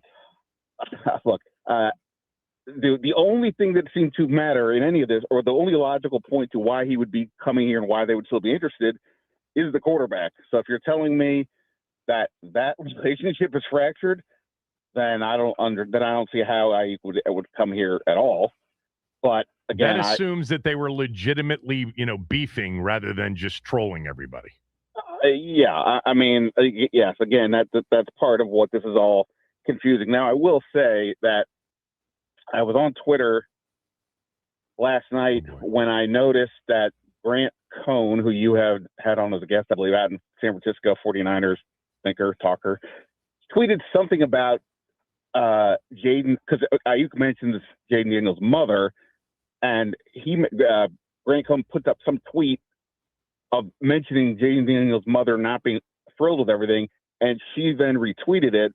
Then, like a minute or two later, unretweeted it. So, hold on. Grant Cohn, 49ers beat reporter, blogger, podcaster. Yeah. He tweeted something out. What did he tweet out? Some video he put together that the tag says that Jaden Daniels' mother not happy with Aiyuk, something to that effect. Okay. And then she retweeted that. Yeah, and then she unretweeted it like 2 minutes later, but she did retweet it initially. So all right, and they caught the retweet. Like, yeah, all right, okay. So maybe does that in your mind's eye lend some legitimacy to the idea that this was a real argument between the two supposed friends? I don't know. I mean, it would seem like if we're talking about normal things, but I don't know. Rather than try to adjudicate, if you will, the Jaden Daniels involvement with Brandon Aiyuk on social media over the weekend, I think the more, because I don't know if anybody knows for sure, except for the people involved and the people close to them. The better question, or the better thing to discuss, is, as a Washington fan, do you want your quarterback participating in this Brandon Aiyuk month-long, social media video barrage of, insulting his current employer in an effort, he believes, to try to get to a new employer? Do you like that Jaden was involved or not? No, I mean, I think if this is a troll job, this would be a bad look for the quarterback. Again, I guess we sort of have this sort of collective trust that, other than like an April Fool's joke, he's not going to lead us down some stray path, especially when it's the way this is going. So I can't comprehend that he is actually trolling this. That would just seem to be, what's the upside? You're going to piss off a whole bunch of people for what? Right. So that's why it's hard for me to see what that's the case. Now, again, has it fractured to the point where he wouldn't want Aiyuk around? That's the part I don't know. To what degree is he annoyed? But not interested. The one part of what Aiyuk had to say, and again, I'm not a expert here in interpreting all these things, but he seemed to suggest that Jaden Daniels had texted him and said something to the effect of, hey, if you're going to come here, you got to chill out a little bit or something like that. And then Aiyuk responded, basically, who are you to kind of tell me? And that's when the mom gets mentioned and all that. So, I don't know. I mean, if that's happened, then bottom line is if Aiyuk has pissed off Jaden Daniels, then this is over. If it's not, then we'll just have to wait and see. I mean, the general sense I have is that this does not seem good for those wanting Aiyuk here, but we'll see. Yeah, I mean, I did kind of a pros, like there's so much about this that is A, subjective, and B, it's subjective in part because we just don't have enough information. Remember the days, Ben, when you said his own agent can't find him. Nobody even knows where he is. How would anybody know? And now we've gotten plenty of data points on this guy, but it's to me, there are like certain things that are not really debatable at this point based on the last, 6 months. Number one is, like, if you're doing a pros and cons list, he's talented, the team needs a receiver. Okay, that's the pros list. Can you think of anything else to put on the pros list? He's talented, and they have a need for another playmaker on offense. I mean, if you want to court attention and controversy, sure, there's a pro, but I don't think they do. I mean, but no, those are the two pros. So here's the cons list, right? Let's just stick with the football part. He hasn't played in 2 years. Kevin, I'm only with you for another 20 minutes. I don't know if you're going to be able to run through the cons list. It's a long list. He hasn't played in 2 years. He's coming off a serious injury that could impact his ability to be the player that he was in 2023. Then we get to the stuff that we've learned over the last 6 months. He's immature. He's self-destructive. That's not even debatable. He has cost himself $30+ million by not adhering to his contract. By the way, I love the people that said and took the bait on him saying, I didn't have to do my rehab with the 49ers. Yeah, no kidding. We all know that if we're paying attention, if you're paying attention, it's that you didn't allow them to monitor your rehab. That's why you got your contract dollars voided. He videotaped himself going 100 miles per hour, breaking the law, and then posted it to social media, which led to an arrest warrant. He is self-destructive. That is not debatable. You also know that if the relationship with him turns even remotely towards adverse, like he doesn't get enough targets in a big game, he's not allowed to wear different practice gear than the other players and is called out for it, and a list of things, he's probably going to go straight scorched earth nuclear on you publicly. Like, these are the cons. I'm sure I left some out there. Those are the cons. At this point, for me, they would weigh heavily along with my gut that tells me he's not a serious person. He hasn't done anything to help himself in this thing from an action standpoint. He's been all mouth, all meme, all, video and social media. Not one action has he taken that would actually impact the outcome he's looking for. So I would lean heavily no at this point. By the way, subject to change. He could go on an apology tour. He could try to repair his image just enough where a team might buy it. I don't know. But did I miss anything from the pros or cons list? Like you said, it's possible you did, but I didn't hear it. I mean, it seemed like you hit all, you touched all the bases. Like the non-debatable part of the cons list. Like, this isn't even the biggest supporters of Aiyuk could not say with a straight face that he isn't self-destructive. Yeah, I mean, I haven't understood how anybody was defending his side of this up until June 1st, which is when this all really started to explode with him on social media. Prior to that, this story was, hey, where is he? We haven't heard from him. Right. Nobody seems to know what's going on. At that point, once he started the Instagram stuff, I just don't understand how anybody was remotely defending him. I mean, even before that, again, the 49ers felt that they were justified to take away over $20 million worth of guarantees, to which Aiyuk and the NFLPA did not fight. So automatically you're like, what's going on here? And now it's just gotten, more, I hate to say the word unhinged, but that's kind of the way it looks like from the outside. So, I don't know what's going on with him, but the unstable element just does not seem like a move you'd want to make. And again, even beyond the Jaden Daniels part, you got a first-time offensive coordinator here. Is this really something you want him to have to deal with on top of everything else? So yeah, this would be much more surprising to me if he does show up. But like I said, throughout this whole saga, I don't know what's going on. I mean, until Adam Peters says something, even if it's no, then it's hard to know exactly what's happening. Yeah. By the way, the other obvious con at this point is you now have to consider after the last month, do you have the stomach for the public criticism that will come from many corners of your own fan base when you're still trying to reattract many fans with the signing of him if you decide to move forward? That's where he's not helped any future employer over the last month, because when he was just missing MIA, at least he was laying low and a lot wasn't being revealed about him personally. Now there's a lot that's been revealed about him personally.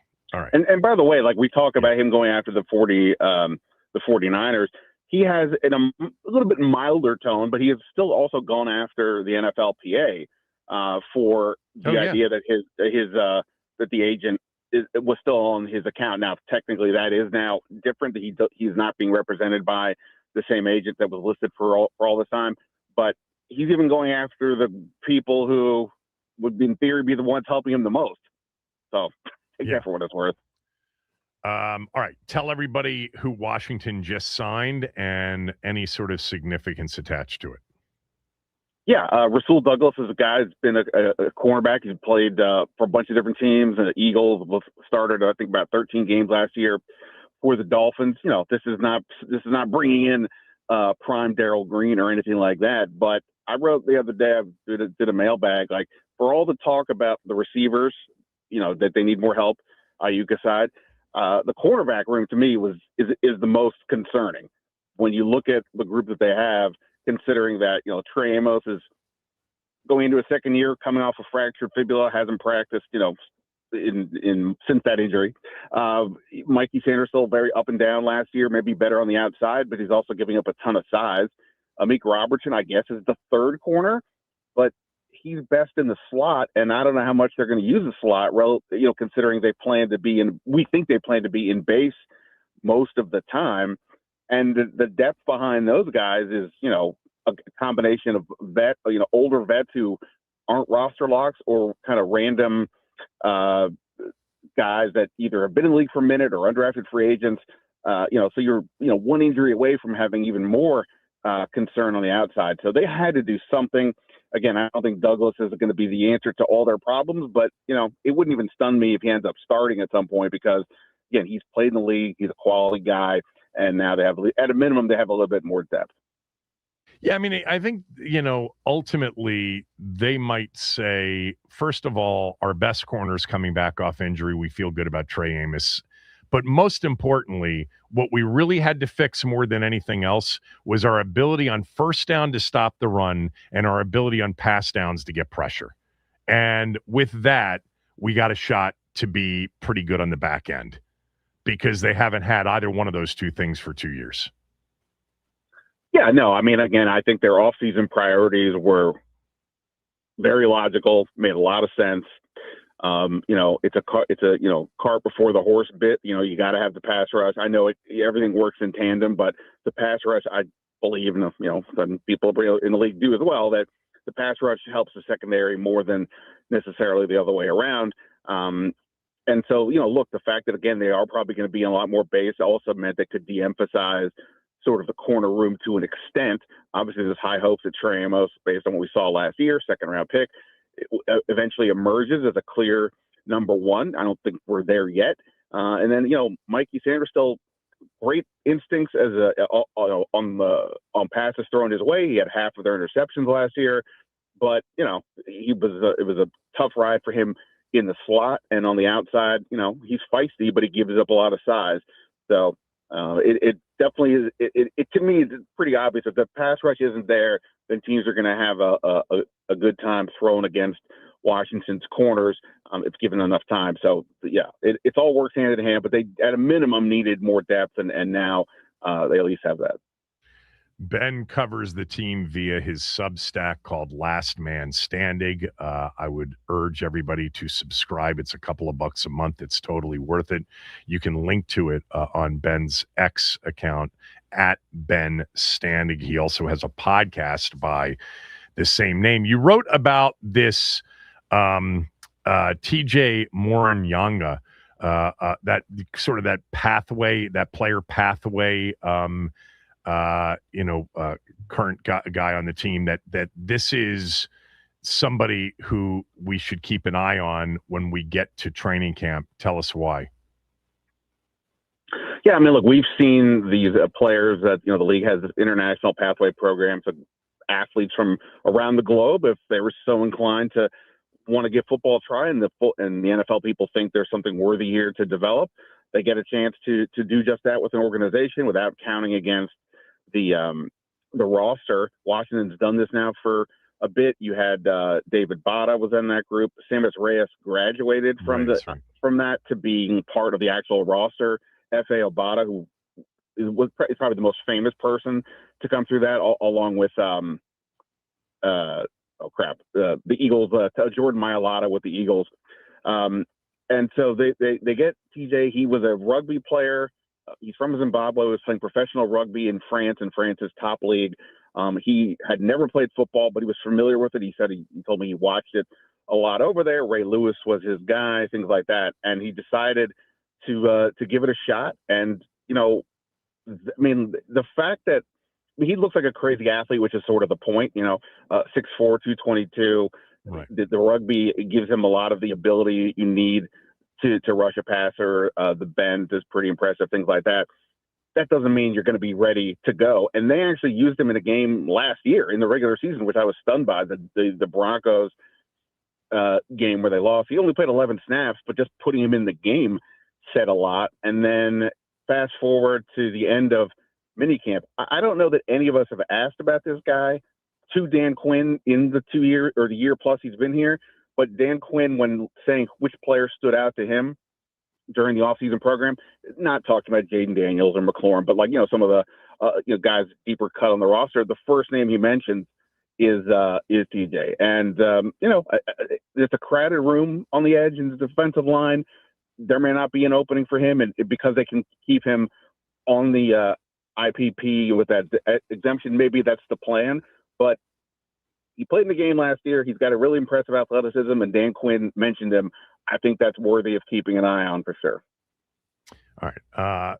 Ben also, through his Substack, covers the Wizards now. Ben covered the Wizards for years before getting on to the football team's beat.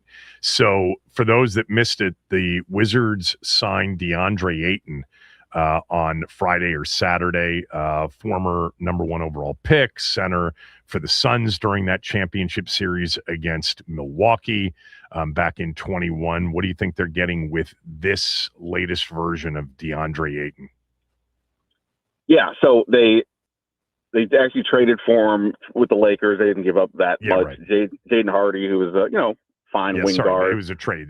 Hardy, the guy they got as part of the deal for Anthony Davis, who, by the way, really, I thought shot it well for them last year. But yeah, picks and Jaden Hardy to the Lakers for DeAndre Ayton. My fault. Yeah, okay. That's the wing position. The wing and guard position is a place where they have some depth. They had nothing behind Alex Sarr and Anthony Davis, nothing at all. And until proven otherwise, I'm going to go with the belief that Anthony Davis will be on this team for opening night, but we also know that Anthony Davis tends to miss a bunch of games.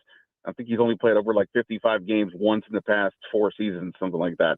So at a minimum, DeAndre Ayton is, the guy that can bring in for 15 minutes off the bench, or at a maximum, he's the guy that can start when Davis is out. Now, this guy has a career double-double. There's a lot to like about him, but there's also a reason why this is, I think, now his 4th team since being the number 1 overall pick in 2018 ahead of Luka Doncic. he's got a lot of like defensive lapses, energy lapses, and he clearly has frustrated his team. I think Portland just flat out released him a couple years back, and the Lakers decided that rather than stay with DeAndre Ayton, they're going to trade a truckload of picks to Utah and then give Walker Kessler a monster contract. So there's not a lot of love for Ayton, but at a minimum, it's a 1-year deal, not much money, and they needed to get a body behind them, and nothing was left except for just some sort of scraps on the market. So it's a reasonable risk, and just got to hope that if Anthony Davis is here, he plays far more than he doesn't. In which case, then Ayton can fill in that reserve role. I looked this up over the weekend, and I'm just pulling it back up again because when Phoenix made it to the finals in 21 and lost to Milwaukee in 6, that was Giannis's title with the Bucks. He had some games in that postseason. Game 1 of the NBA Finals, which, by the way, Phoenix, if you recall, took a 2-0 series lead in those NBA Finals and then lost 4 games in a row. In Game 1 of those NBA Finals, 22 points, 19 rebounds in that game. He averaged 14, or basically 15 and 12 in the NBA Finals. In the Western Conference Finals that year, he averaged 17.8 points per game, 13.7 rebounds per game, and nearly 2 blocked shots per game. I remember in that moment, people were like, wow, this guy may actually turn out to be something special, because he had some really, there was this game in the Western Conference Finals that year against the Clippers, 19 points, 22 rebounds, 4 block shots in a win in Game 4 against the Clippers. I mean, he had some great games, but man, you said it. There are games in which he looks like he's got no energy at all and is barely trying. Yeah, well, interestingly enough, haven't mentioned it yet, but the Wizards are now starting to add to their coaching staff, and one of the names they added over the weekend is none other than Patrick Ewing. Yeah, saw that. And obviously Ewing, NBA legend with the Knicks and Georgetown, Hall of Famer. He coached here with Georgetown for 6 years, didn't go so great, and they let him go after the 2023 season. But Patrick Ewing was a grinder for years and years as an NBA assistant, trying to get a job as a head coach in the league. So it would have been so easy for a guy like that to say, yeah, I'm good. I'm going to retire. I'm going to go lay on a beach for the rest of my life. To be an assistant is not an easy job. So the fact that he did that, has worked with, bigs over the years, I think, says something about his ability as an instructor with the big men to help. And, whether we're talking about Alex Sarr, Ayton, or to some degree Anthony Davis, I think that's a potentially really good move. So the fact that these moves came on the heels of each other, I thought was pretty interesting. All right. Thanks. Appreciate it. Talk to you soon. Yeah, man. See you. Ben Standig, everybody. The DeAndre Ayton signing the trade, is an interesting trade for them. There was a moment where it looked like he might, be a dominant big man, but he has not become that. That's for sure. All right, Kevin Sheehan Show, the Team 980 and the Team980.com.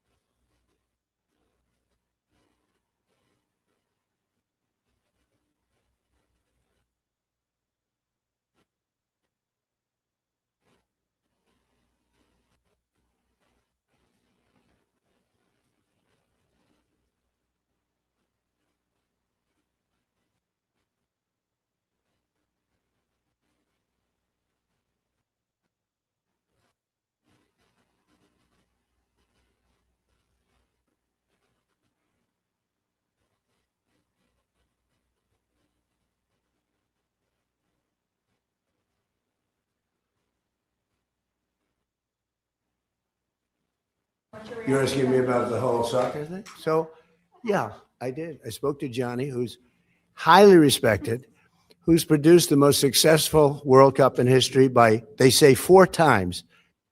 So I saw the play, and I'm a person that loves sports and was a good athlete. And I understand sports really well. And that wasn't a foul. That wasn't even an infraction. That was 2 guys running full speed that happened to crash into each other. You can't take your foot and properly place it on somebody else's foot when you're going, no, these were 2 great athletes that got tangled up. And this referee, who is a little bit suspect, if you check his past, I don't want to say that because I don't like to create controversy, but very suspect. Yeah. I don't want to say that, but I did just say that. That was President Trump earlier today, saying that all I did was ask for a review. He also went on to say, I didn't say to Gianni Infantino, the head of FIFA, that you have to do this. Meantime, the head of FIFA, Gianni Infantino, responded with his own statement, which reads as follows. FIFA's judicial bodies are independent. They operate autonomously, apply the FIFA disciplinary code, and decide cases based on the applicable regulations and the specific facts before them. Their independence is essential to the credibility and integrity of football, and this must always be respected. Yes, I regularly discuss matters related to the FIFA World Cup with the President of the United States. And on this matter, I did receive a call from President Donald Trump, just as I received calls from heads of state, government officials, football stakeholders, and business executives from around the world on many different issues. During our conversation, I explained that there was an ongoing legal process involving FIFA's independent judicial bodies, and that the case would be decided in due course by the competent bodies. That is how FIFA's system works, and it is a principle that I will always uphold. I read the decisions of the FIFA Disciplinary Committee when they are issued. Sometimes I am surprised by them. Sometimes I agree with them, and sometimes I disagree. What I always do, however, is respect those decisions and the autonomy of the bodies that will make them. There you go. That from Infantino, Gianni, the head of FIFA. This, obviously, in response to Flo Balogun, one of the top U.S. Men's players, who was issued a red card in the team's win over Bosnia-Herzegovina last week, which, per the FIFA World Cup rules, is an automatic suspension from the next game. You're automatically not allowed to play in the next game. And they have overturned that and created something on the fly here. So he will play tonight. I guess Belgium is currently appealing this. And they will see whether or not that's heard in time for 8 o'clock tonight in Seattle when the U.S. plays Belgium. Looking forward to that. Looking forward to the first game, Max. You get Ronaldo in a game against Spain. Portugal and Spain, rivals, I would guess, right? Spain is a slight favorite in this game. And these are, I'm assuming, as neighbor nations, this is a big rivalry. Yeah, and they're 2 powerhouses. I mean, they're both ranked top 10 in the world. Like, it's going to be, it's going to be real cinema. Like, we're in for some real hoop today. I kind of like Portugal, though. So in watching a lot of this, I formed some opinions, and I'm talking about, just on the competition itself, not about the flopping, not about the clock, not about all those different things, but just in watching these teams and a lot of them. I think that France looks different than everybody else. And I know that they are a heavy favorite. I'm probably stating the obvious for many of you real soccer fans. But to me, they look even better than Argentina, England. Spain's the other team. Like France and Spain, there is the ball just moves quicker It's more decisive. The passing is so crisp. The ball handling is just at a different level. Like, so many times we've heard over the course of many World Cups, yeah, the U.S. is better this year, but they're just not world class. They're not at the class of the best teams. Now, what we've heard this year is that they are at the class level of a lot of the really class teams, but still not at the top. There are three teams that to me have looked different in watching them. France, Spain, and Morocco. Morocco's the other team that just every time you watch them, they are quick, they're decisive, the passing, everything about them looks different to me than when I'm watching Portugal. Portugal isn't, Belgium. Egypt's into these, quarter round of 16 games. Switzerland. I mean, Norway looked really good. Norway was the better team.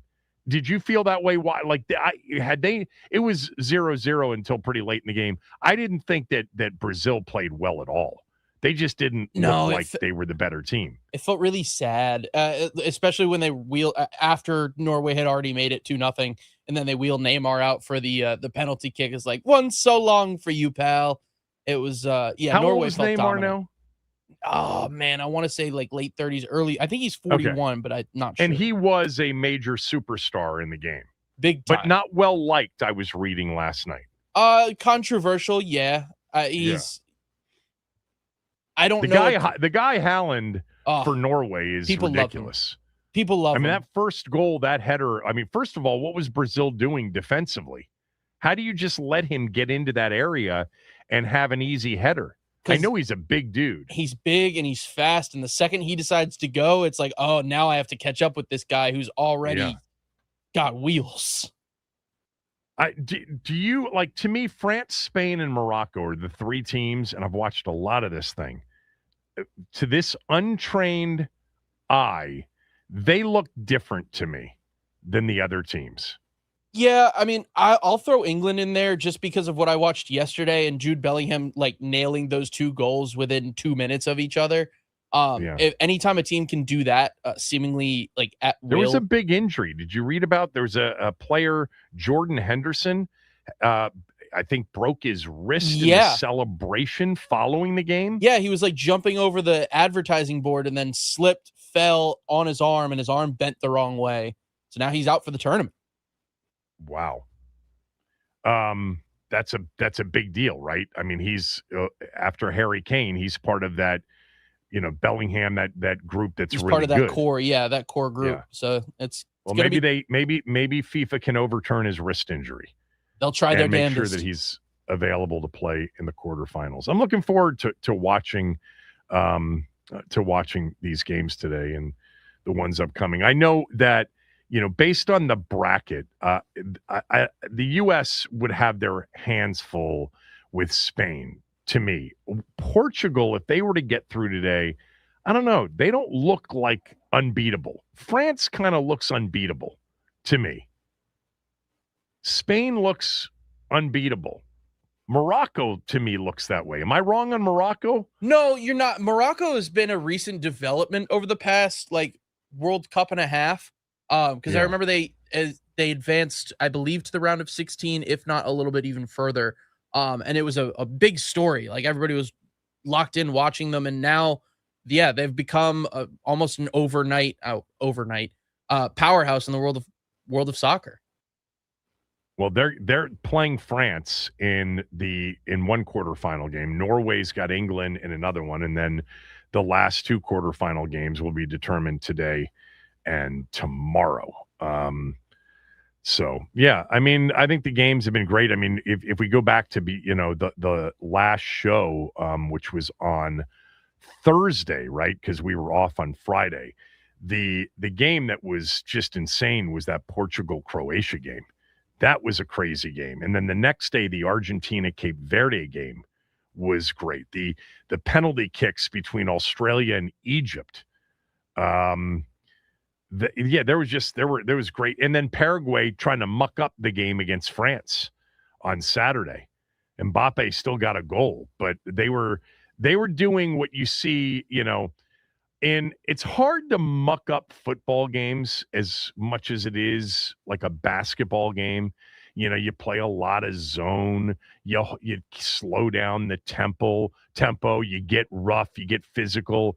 Paraguay didn't have a chance talent-wise, it looked like, in that game. So they literally went after. I couldn't believe, by the way, there were more yellow cards issued, I believe I'm right about this, on France than there were on Paraguay. But that game was kind of entertaining to watch. And then yesterday, Norway, Brazil, and then last night, Mexico, England, off the charts. It's been fun. Been a great tournament. We'll be still got another 2 weeks to go. Another 13 days of games. And you know what I didn't realize until recently is that this sport, after the semifinals game, they have a third place game. Did you know that they have a third place game? I did. I do. It goes unwatched most of the years. It for does? me. For me, at least. Why would I bother? Unless the I, third place game is Saturday the 18th in Miami, and then the final is the 19th in the Meadowlands. So the two semifinals losers play for third place. Do you know, many years ago, and you'd have to look this up, and I'll guess on the year that it ended. I'm going to say sometime in the early 80s it ended. But did you know that the Final Four in men's basketball, when the two Final Four winners advanced to the Monday night final, prior to the Monday night final, there was a third place game between the two semifinal losers? I've got the year. You want it? Hold on. I'm going to guess 83. Ooh, you were so close. 81. 81.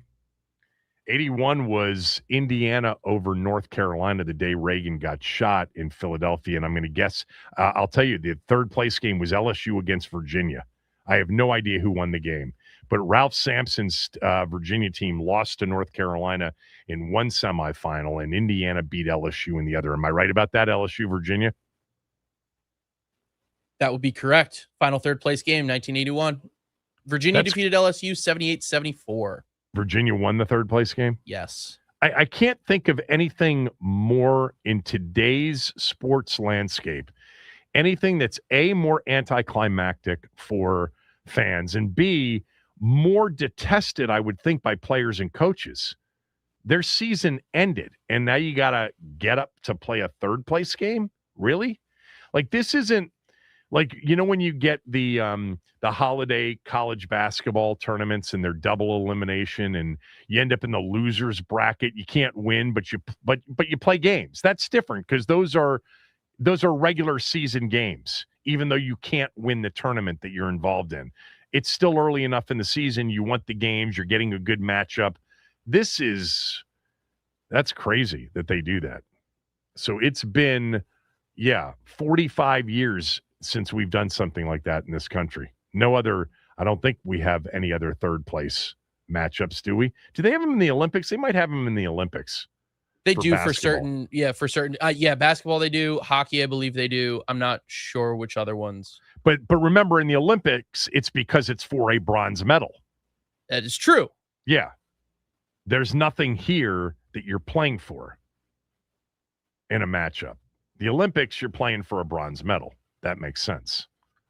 All right. There's an NFL top 100 list out, not the one we referenced the other day, the one on CBS Sports by Pete Prisco. This is the one on NFL.com where the players vote on it. A former Washington player came in at a pretty interesting number. I couldn't believe when I saw it. Share it with you when we get back.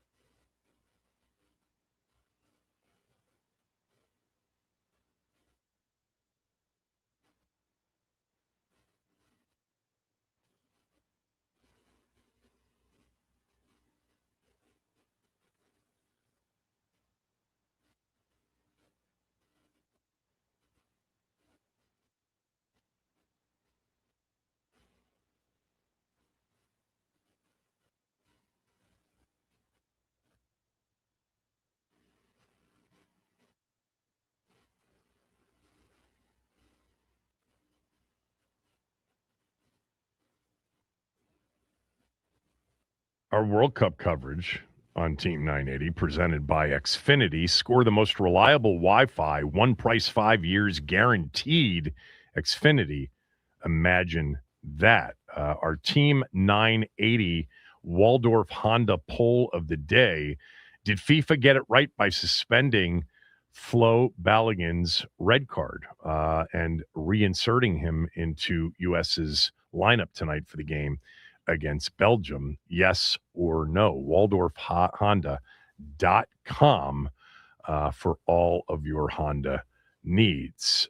Also, do want to mention that Window Nation's got a really good deal going on during the month of July. If you use chat to get answers for your home improvement projects, if you want new windows or doors instead of intelligence, I'll give you a real-world experience. Window Nation gets it done every time. Listeners, friends, family members that have used Window Nation share that with us all the time. This month, Window Nation's offering up to 50% off all window styles with no money down, 0 interest, and no payments for 2 years.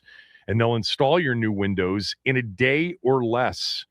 Call them at 866-90-NATION or visit windownation.com to schedule a fast, free in-home estimate and get access to not only a great deal, but the windows featured on HGTV's Designing Spaces.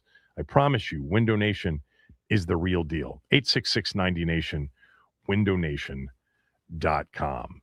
This from my buddy Nick. Based on your stance, next World Cup in the last qualifier, we should rough up the other team's best player on every play. No, that's not a good point, Nick.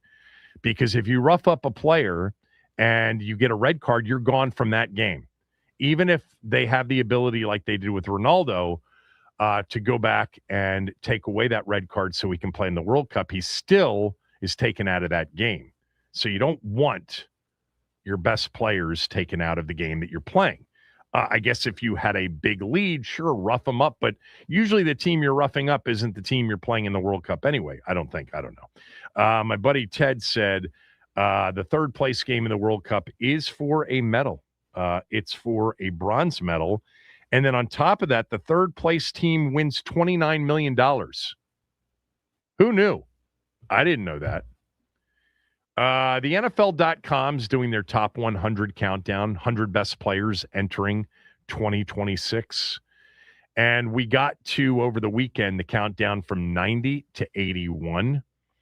Some good players on that list, like, as an example, Jeffrey Simmons, who just signed the biggest contract in the history of the league for a defensive tackle in Tennessee, came in at 83 on that list. I would have thought he would have been higher. And then Jalen Ramsey, longtime corner, came in at 82. Coming in at 81 on the countdown of the top 100 players on NFL.com, a list voted by the players. Number 81, he's without a team currently, has not signed with a new team. Bobby Wagner. I love Bobby Wagner. I actually thought last year against the run, in the box as a pass rusher, pretty good. Just can't run anymore. He's the 81st best player in the league. He's on this list, top 100. He's ahead of Jeffrey Simmons. Come on. That is respect being paid to an all-time great for the purposes of this list. I don't have a problem with it. It's, what it is. But Bobby Wagner isn't even on a team yet. I am interested to see where he's going to land. I think some of these veteran players, and I think Stephon Diggs would apply here, although he's had a lot of stuff that he's had to get cleared before teams could even entertain signing him. But a lot of these veteran players that are still out there, they typically want to wait after all the offseason activities and then sign a deal sometime between now and training camp. So some of those players, Keenan Allen, Bobby Wagner, Stephon Diggs, their deals, if they're going to play football, will happen in the next few weeks. Last year, obviously, Washington with Von Miller as an example. Von Miller's still out there, right? Or is he signed with somebody? Is Von Miller still available as a free agent? Max, you're not helping. I'm looking right now. Von Miller. He's still banging. He's still looking for a team. Yeah. I mean, he's still trying to. I remember at the beginning of the offseason, it was he was making the case for him to come back to Denver. So I mean, he's still out there. Yeah. I'm off for a few days this week, and B. Mitch and JP Finley will have their show simulcast the rest of the week during my time slot. Enjoy tonight. We'll be back together soon enough. Thanks to Max. Thanks to Brian. Thanks to all of you. Chris is next.